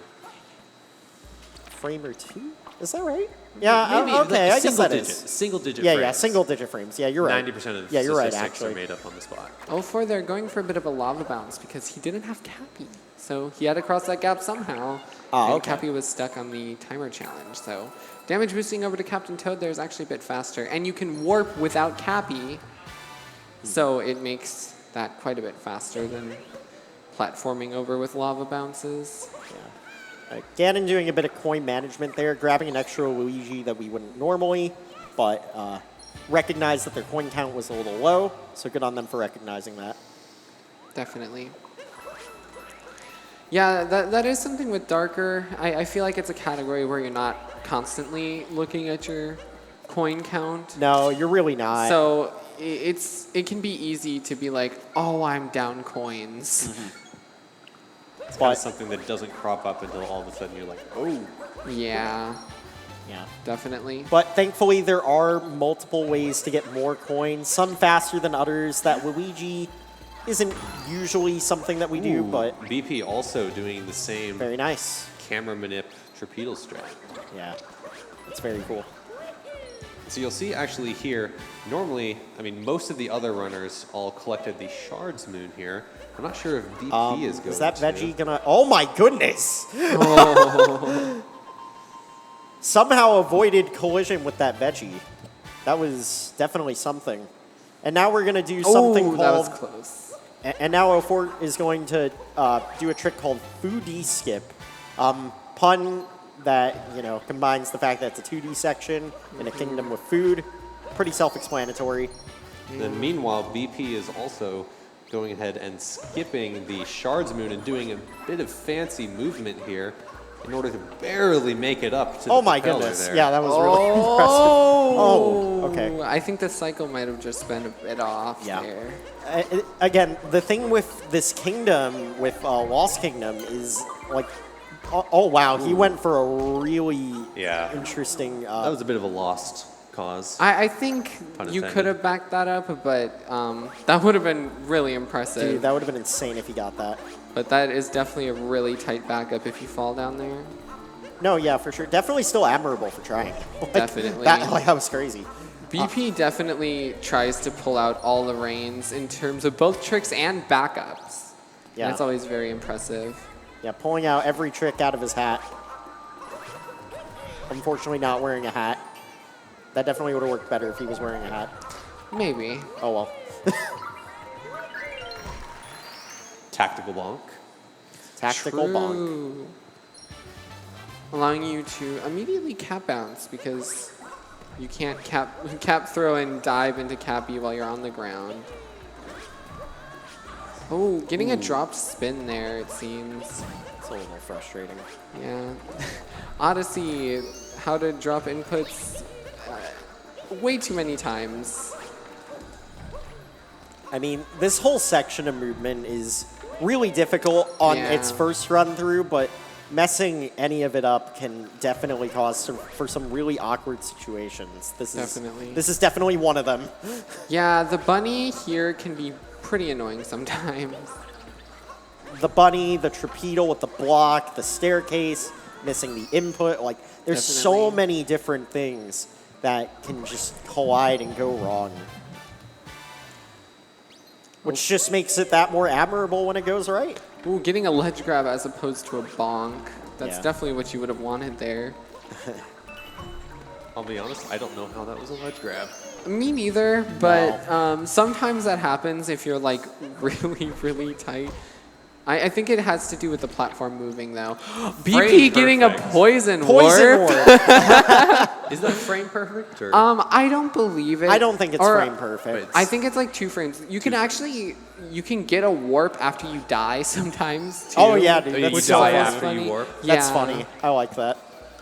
That's happened to me during all moons. We have before. 04 here just cleaning up Mushroom, about to head into Toadette with just a couple moves Yeah, so left. here comes our last Goombet Moon. Goomba jump there. Very good. Abusing the slope speed that you get Yeah. from a Goomba to jump that gap. Yeah, so the intended way to get that Goomba Moon is to drain the moat, collect the Goombas in the Goomba Forest, and then go with the really tall stack while the mode is drained. But we're just like, screw Yeah, that. that's We're so just slow. going to jump over the gap with some slope physics, and, you know, that just makes it worth going for at that point. Definitely. And we have reached pretty much the end of everything at this point. Now all we need to do is talk to Toadette. Something fun you could do while you're mashing through Toadette is play rock, paper, scissors. Every single time Mario grabs a moon, he plays rock, paper, scissors. If you've noticed it throughout the run, he'll play rock, paper, scissors. And something you can do while you're mashing through Toadette is play rock, paper, scissors with Mario. And So- I believe that is a bit of a callback to the older Mario games. Is it? When you grab collectibles, I believe SM64 is a fist, Sunshine's the peace sign, and Galaxy's the open hand. Right. I believe that's a callback, and I think Okay. those are the right games. That would make sense. But I don't remember the game. Actually, I'm pretty sure 64 is the peace sign. Maybe you're. Ganon oh yeah, I getting think the it's homing yeah. cap throw save.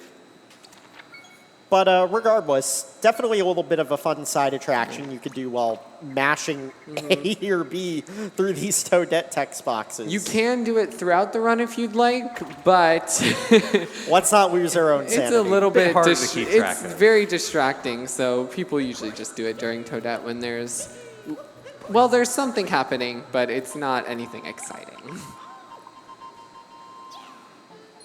Also, the other thing with Toadette is, like, you could literally just walk away and do something else while you're just mashing the button. Yeah. Although that could be a little difficult because A little bit. if you don't notice, the camera kind of pans in a bit. The camera does. If you go He's sitting there being like, how did I get that moon?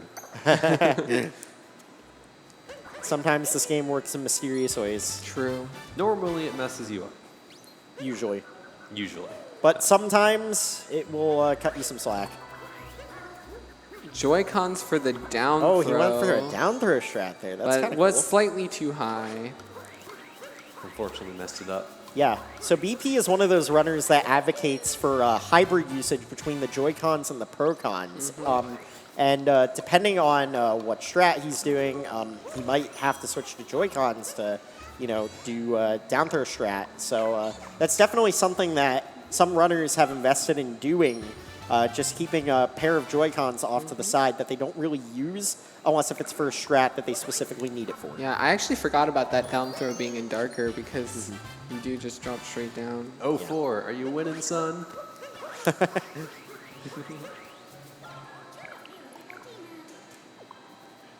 I've seen him lose like 3 in a row just before this. But yeah, as I was saying, I think we forgot to mention at any point during the run, maybe not, but you see the camera zooming in before 04 talks to Toadette, and what that is if you go into first-person mode before talking to an NPC, it actually makes the camera pan that happens when you talk to the NPC a bit faster. Right. So it saves a bit of time. You see that throughout the run. For the most part, it saves a different amount of time depending on the NPC you're talking to. And sometimes, for example, I believe Wooded Shop post-piece, it doesn't save anything. Yeah, I think that's correct. When it comes to first person in this game, it just depends on like an NPC to NPC basis. Definitely. So here 04 is going to collect the last, I believe, 3 more Toadette moons at this point? Yeah, I believe for the outfit advanced route, it's 64. Yeah, because you have 1 extra moon. Reference? 64 moons in our inventory? Oh my gosh. I'm sorry. It's okay. I've made worse references. Of course. Of course. What's that supposed to mean? Well, you have. You admitted it yourself. That's true. You're right. Okay. Right. Bit of commentary banter. So here 04 has collected all 500 moons of this route. Potentially, maybe? We Yeah. should double check. One final small moon What? dump Do we see And the from 436 to Boom. There we 500. go. Beautiful. Exactly 500. Yeah, you actually do get a text box for when you collect both 250 and 500 moons, notifying you that a new kingdom is available. Yes. Other text boxes that appear are for new outfits that appear in the shop, and we actually do optimize a bit of the moon routing around that. Like we visit certain kingdoms and certain orders to minimize the outfit text boxes that appear. And that is another huge benefit as well of using the paintings. Not only are you skipping the moon dump animation, The Odyssey animation. the Odyssey You're also animation skipping and the outfit text menuing, boxes. you're also skipping the outfit text boxes, yeah. It's a beautiful So- thing. A little bit of bad RNG there with the further forward frog jumping up for 04. But anyways, But 04 is in darker side now. we've made it to the long journey's end, the darker side. The final gauntlet. One last bonk for the road. One last True.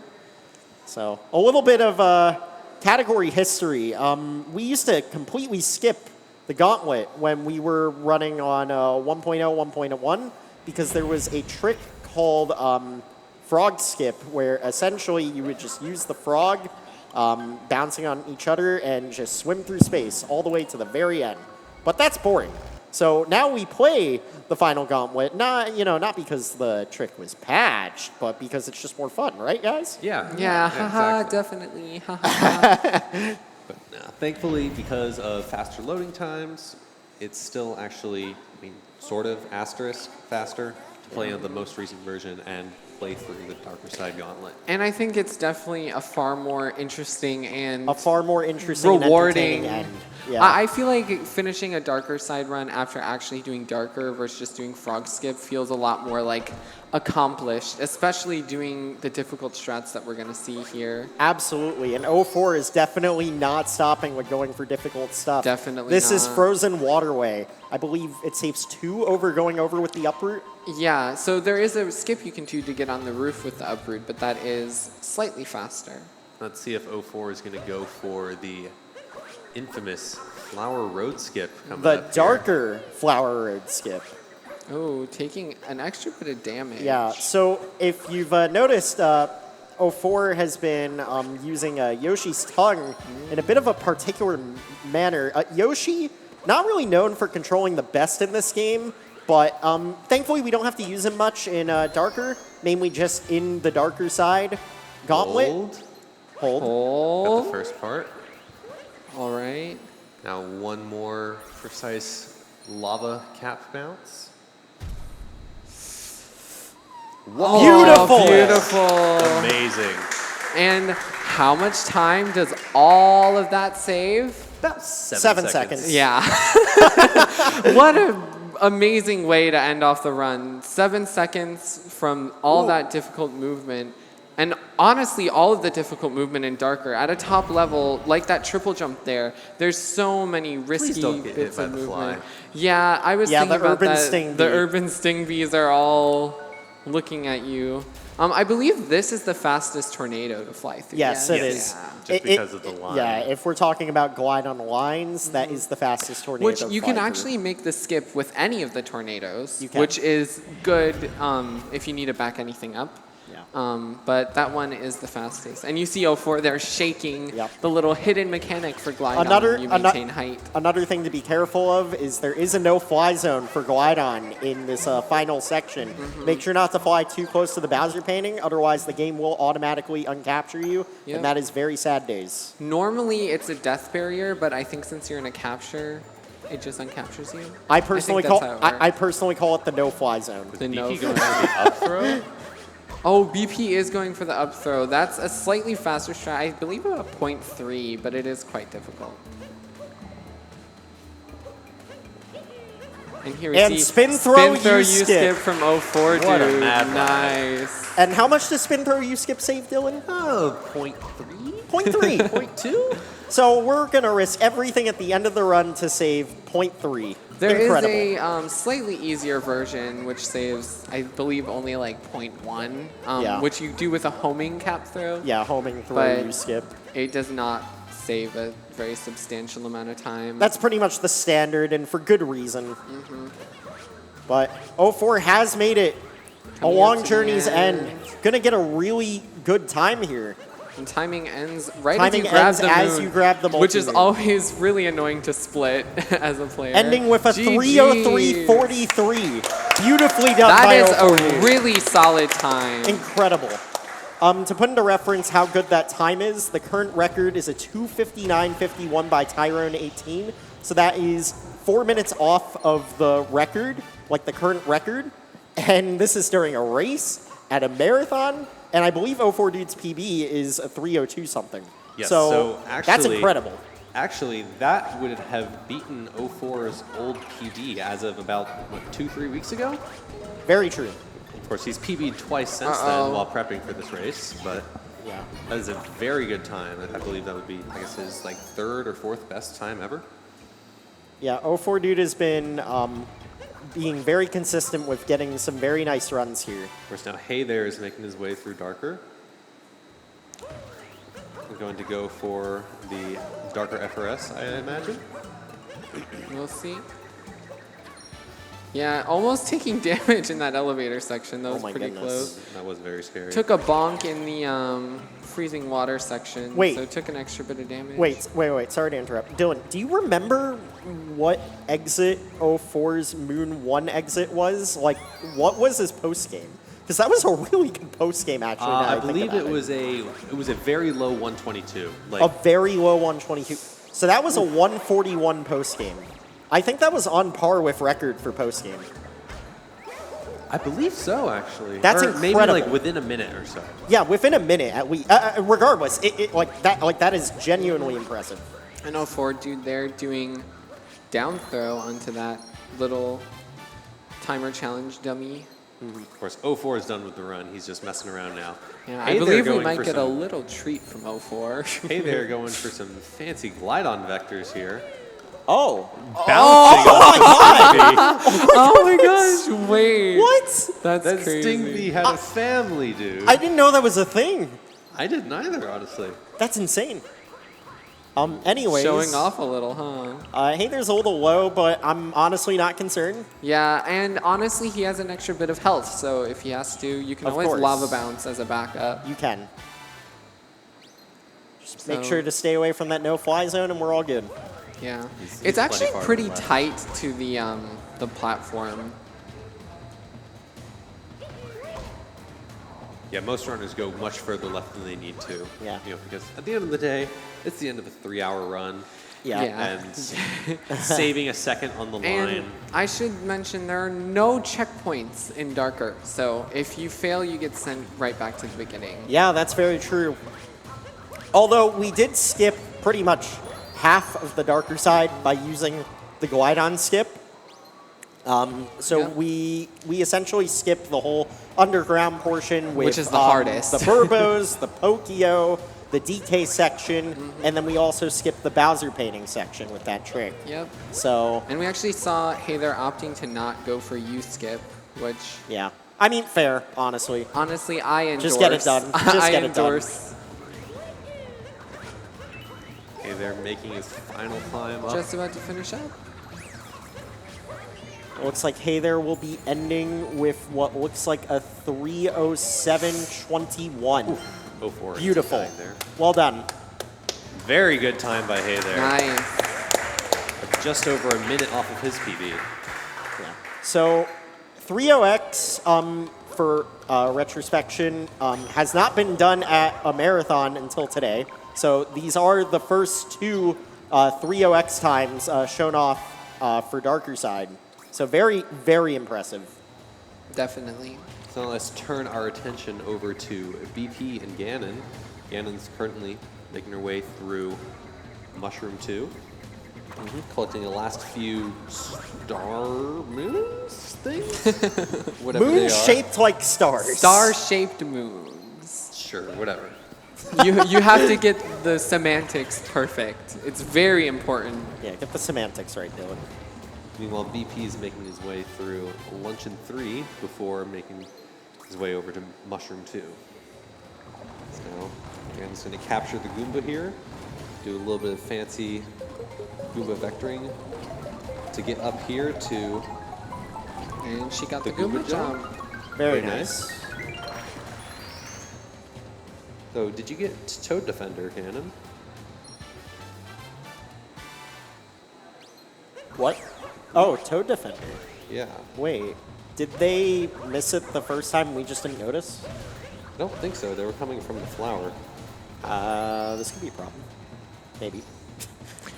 Maybe they're up a Maybe moon. we weren't paying attention. Maybe they're up a moon, yeah. Yeah. At the Yeah. end of the day, you can might be up or down a moon depending on showcase routes. Yeah, I'm sure it's probably fine.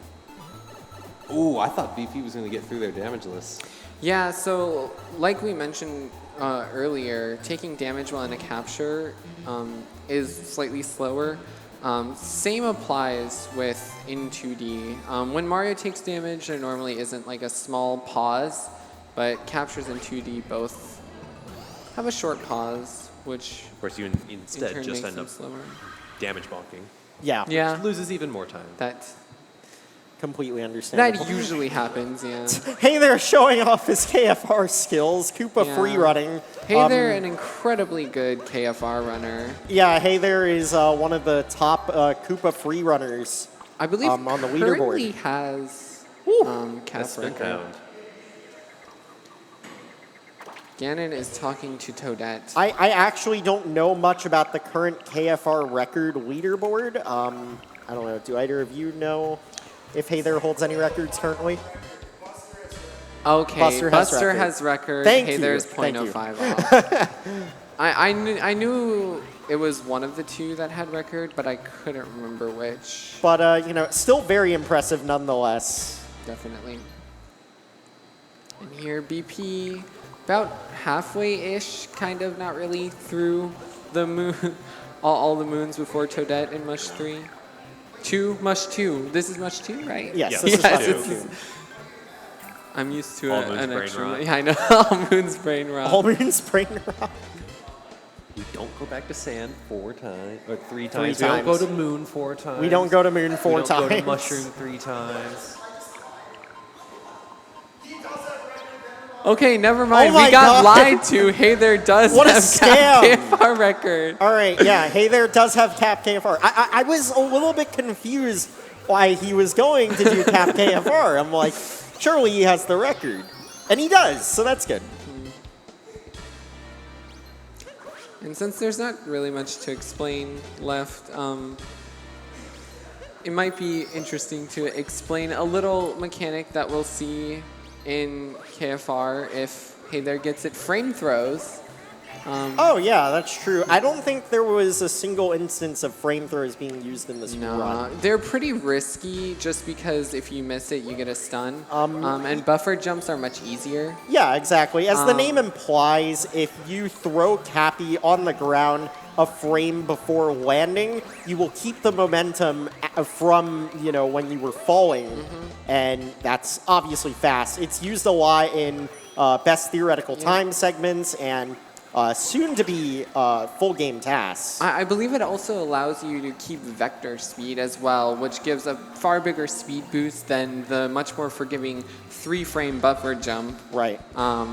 Oh, speaking of tool-assisted speedruns, do we have any updates on the current progression of the any percent pass? I mean, I'd imagine because of the recent changes to the Sand Kingdom with Platform Clip, Yeah. that probably kind of put a dent in quotation marks. Yeah, in a the- little bit. in the plan. They're definitely working on it, but Absolutely. Tool-assisted It's a speedrun lot. for this game is going to be absolutely insane. Definitely look out for that if you're interested in Odyssey. So Ganon's Please. collecting the last few Toadette moons here, and gonna make her way over to the darker side. if we look at 04's screen, we might see a special form of U-skip. Oh, my Throw God. U-skip. Up throw. Thank you. Yep. yeah, I think Yeah, you missed Toad Defender. Yeah, so I think 04 was messing with that like a week before coming here, and he posted a tweet about it. I'm like, is there any reason to do this? And he's just like, yeah, for the swag. And I'm like, Yeah. okay. And here we are. He's just showing it off effortlessly. I'm so sorry. I believe that's also just maybe equal, if not slower, than just not doing U-skip. So it's It's- definitely a It's swag definitely strat. slower than not Yeah. doing U-skip. Purely a Because swag strat. Wire, I believe, is the fastest capture, not in counting any glitches. like the letter glitch. Hyperspeed letter Yeah, glitch. letter hyperspeed. But barring that, I believe it is the fastest capture. Yeah, maybe if one of the Finnish runners knows how to get that, they could show it off. Because that's pretty cool. Hyperspeed letters. Oh, yeah. You have to do a whole thing getting a scooter or using a scooter to get letters out of bounds and going inside a taxi and all that. It's a lot. Yeah, like essentially you're like lining up a scooter. Some nice photography from 04. Yeah, the literal fish lens. Ganon, I think, down another moon. Wait, So we're doing Going for wait, is Ganon doing mushroom KFR? Did you No get? way. Did she get Toad Defender yet? I Wait. don't know No, I if she don't ever think got so. it. I don't think so. Oh, I okay. don't know if she can hear us right now. Rip Toad Defender. That's okay. Mushroom KFR is more entertaining. True. Of course, True. Ganon also a very talented KFR runner, though Definitely. focusing more on the KFRTA category. 13 flat, very nice. 13 flat. Very nice. Oh, 04 getting a dive right into the pipe. That's always satisfying. Normally you'll see long jumps or spin pounds into pipes, but you can't actually do dives. They're just really precise to get a pipe stuck. Yeah. So both BP and Ganon closing out their trek to get 500 moons, and they will both be going to the darker side. A nice 1 moon dump. Still satisfying, believe it or not. And the globe blows up, and we get all the text boxes, and then we get to go to the darker side. Now, BP finishing up the last 10 or so Toadette moons himself. Yeah. Now keep in mind, even though like not all these runners had the best runs, they made sure to showcase all of the tricks they knew how to do, and I think that's very admirable.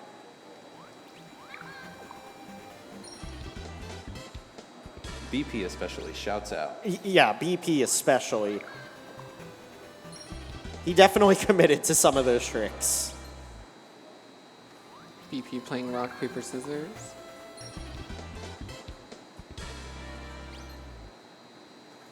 Now let's put it all on the line. What do you guys want to pick? Rock, paper, scissors, just for the last one. Okay, I'll pick paper. Scissors. I guess you rock. I'm going to be the tiebreaker. Or no, yeah. Oh, I lost. Hey, I won! I'm so good at We got this. two more. We got two more. All right, rock. Okay, tie. Paper. Scissors. Rock. Never mind. I just I can't win. win. I just can't win. All right. Well, Dylan and I tied. I'll Here take we it. see Ganon Got one finishing for the out road. darker side. Nice. Going for some nice movement here to preserve speed around the corner, but then we're kind of on a cycle of this Podoboo here. Yeah, that's a pretty minor cycle, and generally it doesn't matter too much if you mess it up, just because another one will pop up almost right after. But if you catch that quick little awkward phase where none of them are surface, then it's kind of like, I believe that whole cycle is actually camera manipulable, right, Dylan? Yes, it is. Yeah. Though I mean, I haven't. It's a little really- awkward. It's a little awkward, but thankfully, just kind of what I do naturally ends up camera manipulating it into a pretty convenient spot. That's good. That's So good. it's something I haven't really had to think about too much. Sometimes just being naturally fast is more appropriate. were you talking about the spikes? Or Spikes? the Podoboots jumping up? The Podoboo's jumping. Okay, yeah, that's what I thought, but I got Yeah. confused for a second. Yeah, the spikes is something I've had to had to work on a bit. Yeah, because those are also camera manipulable, if I'm not mistaken. BP pulling out the shades for darker side. Ooh. Oh, the roll into the pipe with some height. Ooh. Very nice. Abusing the moon gravity.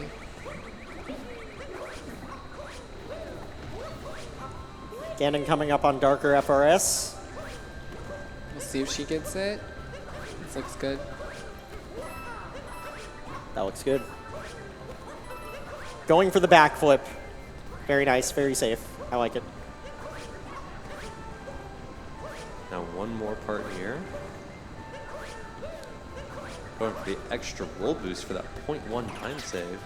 Oh, and the MCCT? Oh no. That's Okay, fine. good save. Luckily, the There we extra go. bit of health. The extra bit of health was Really very pulled very through. crucial there. Well done though.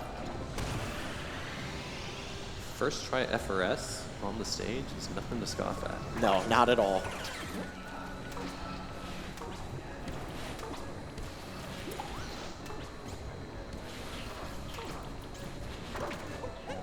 And lots of height.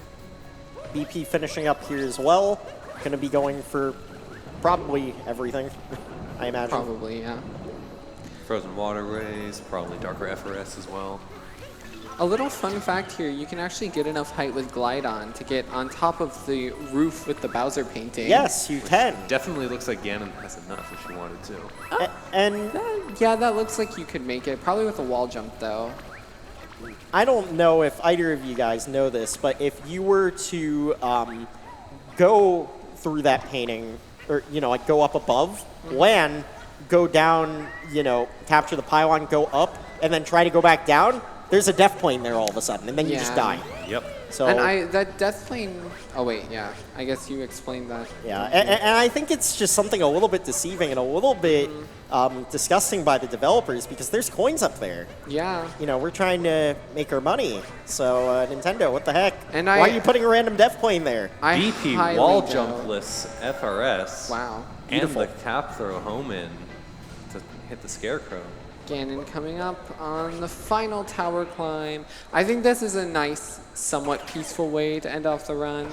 Not particularly difficult movement. There's still definitely ways to optimize it, but I mean, you would think it's that. not as but- stressful as the rest yeah. of Darker. Yeah, obviously it's not stressful, but like optimization-wise, this is Yeah, it's definitely deceivingly hard. difficult. Because as you can see, due to gravity, the frog is moving higher, jumping higher, and thus that creates a bit more variance in how many Yeah, different types of definitely. frog jumps you can perform. So time coming up. Time coming She up for grabs the Ganon. moon. Looks like it- 3G. 3:21:09. GG's. There we go. GG. BP just about to finish out as well. Can we also point out, all four runners got darker FRS first try. Oh, going for a really tight dive there, and unfortunately just coming up a bit too short. We get sent all the way back to the start of Darker. But hey, we get to see it again, right? Well, yeah, we get a nice showcase of BP pulling out all the strats again. We're gonna go 5 for 5 on Darker FRS, 5 for 5, yeah. potentially. So this here we can actually take a closer look at the camera minute here. See what BP does. Where he kind of turns the camera straight forward here. Somewhat similar to what I do. I think I have my camera slightly more at an angle like it is here. This looks like good spikes. Yeah, just barely able to slip in there. Very clean. Yeah, those spikes are a little strange because sometimes they can damage you even if you're not touching them. That is a little silly thing that can happen sometimes. Oh, can they? Is that something that happened? Yeah, to, like, it's a another. damageless runner? Yep, it's another fun thing that can happen in damageless runs. Oh, we call man. it getting cheese jade because Of course. that was a way that a run was unfortunately lost. Oh man, you damageless runners coming up with all of the new ways to take damage in Super Mario You know, Odyssey. sometimes you just look at the ways you can take damage and you're like, how does that even happen? Because you can legitimately just be in the lava, not touching the spikes, and just take damage. That's I incredible. believe that's what happened during Tyrone's world record. Yeah. Really? Yeah. Oh, I'll have to watch it back. I'll be honest, I don't know why I remember that. But Yeah, it's a weird brain tidbit. rot. Sure. Whoa. I wasn't scared, you were. Recognize that the chaos dive was coming in. I'm pretty much the only one that didn't gasp. I knew it would be fine. BP is usually really attentive to things like that. Yeah. Which is why I knew it would be fine. 5 for 5 on FRS. Nice. Well done, boys. Extremely difficult strat.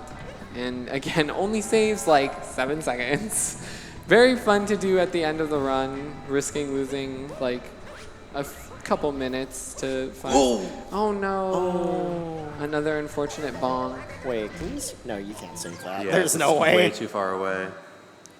I think there is a heart around the other side There of that is, building. but I just- don't think you'd be able to trick jump like all the way around. I feel like even with 3 health, that's not a thing. Yeah. Maybe with 6 health, it maybe could be with a a thing. 6-up and the extra heart.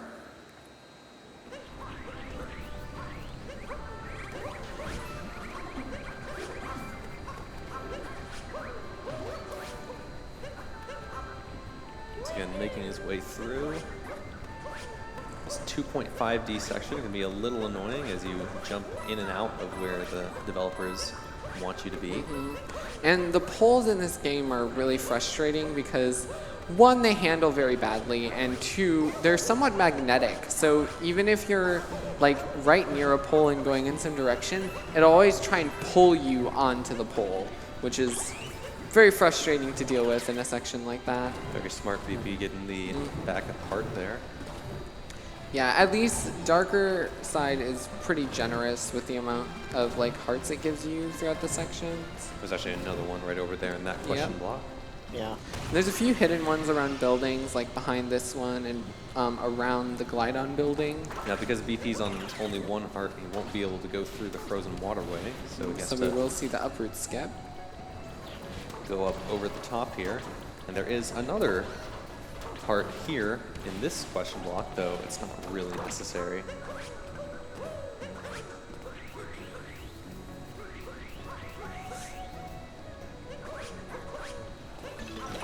Ooh.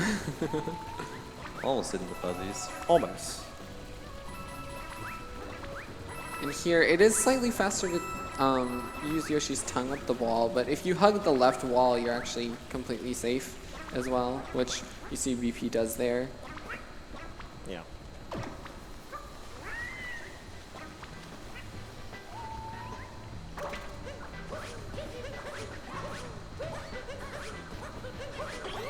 Darker FRS for the 6th time. Very nice. We're not done. Yeah. Half clap a little early, but this ending bit isn't. I'm not going to finish that. Okay, Good yeah. idea. This dark, the last final bit isn't too bad. I personally find it the more difficult part of it. It is very difficult, yes, but I don't know. The Yoshi, I just don't like Yoshi. I'm sorry. Agreed. I'm Agreed. just Yoshi in Galaxy 2 Too really many bad good. memories. I mean, Yoshi in Galaxy 1 or in Galaxy 1. Galaxy Yoshi. Yeah, sorry. Yoshi in Odyssey is just absolutely terrible, especially if in a category where you have to actually use Yoshi a decent amount.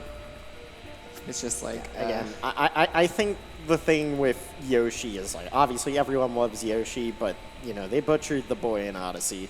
Sadly, definitely. absolutely butchered. BP does not have very much height here. Are we gonna have enough height?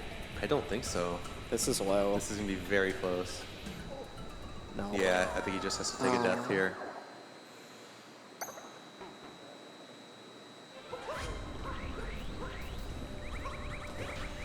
That's why we generally try to take one of the first 2 tornadoes to make sure we get enough height. Yeah, getting height. Oh, there's an example of the poles being absolutely obnoxious. 2.5 D'd. They always try and magnetize you in when you don't want them to.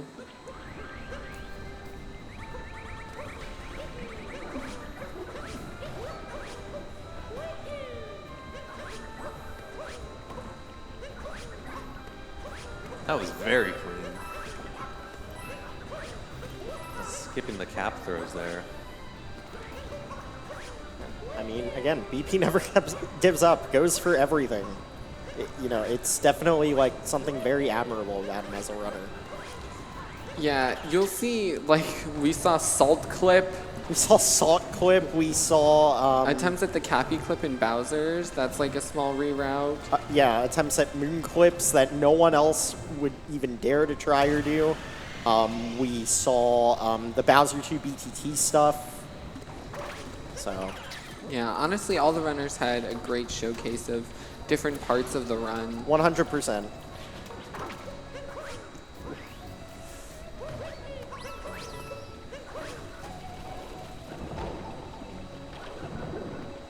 Do we have any donations to finish off here while we're finishing? No new donations, unfortunately. Yeah.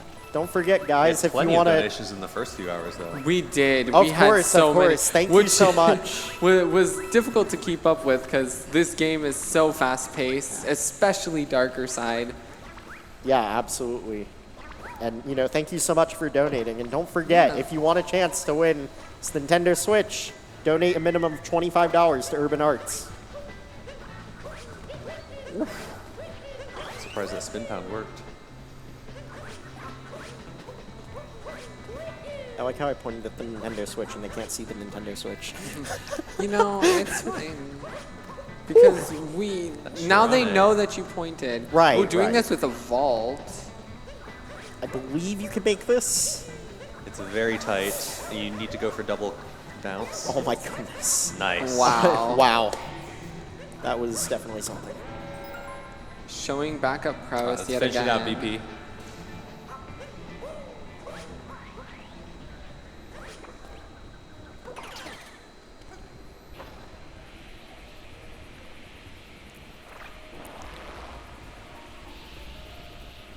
That's ample height. Plenty of height. Enough to even get the roof coins without having to take the wire.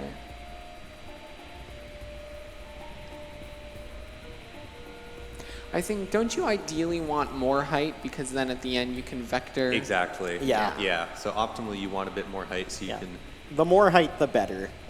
stop shaking earlier. Because that is one of the several optimizations you can do in this game. Fitting in vectors where you can, just because you get slightly more speed. There's a lot of extremely small things in this game that feel almost invisible in terms of time saves you can get.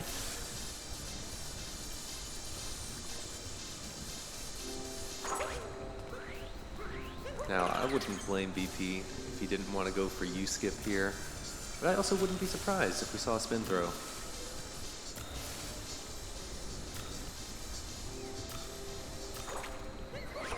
There it is. Absolute gets mad it. lad.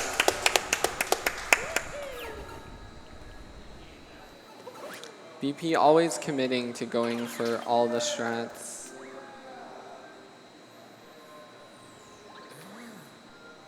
One last tower climb to finish us out. Finish out the long journey's end. You know, the moon name says it all.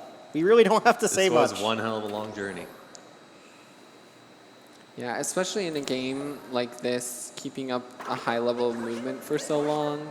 I think in a weird way, it's very poetic that the final moon that we collect in this speedrun is called a long journey. That's time. That is time. 3:32:05. GG's to the runners. GG's to all of the runners.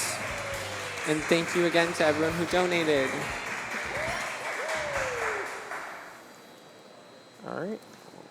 I don't think there's anything left to say. Yeah, thanks everyone for watching. Yeah. And I hope you enjoy the Odyssey moveset and Mario Kart vlog later on tonight. Yes, I will definitely be in the crowd watching that. My name's Dylan. With I'm me, Awesome Agron. And I'm Sly Freak 1. I hope you had a good night. Yep. Thanks, guys.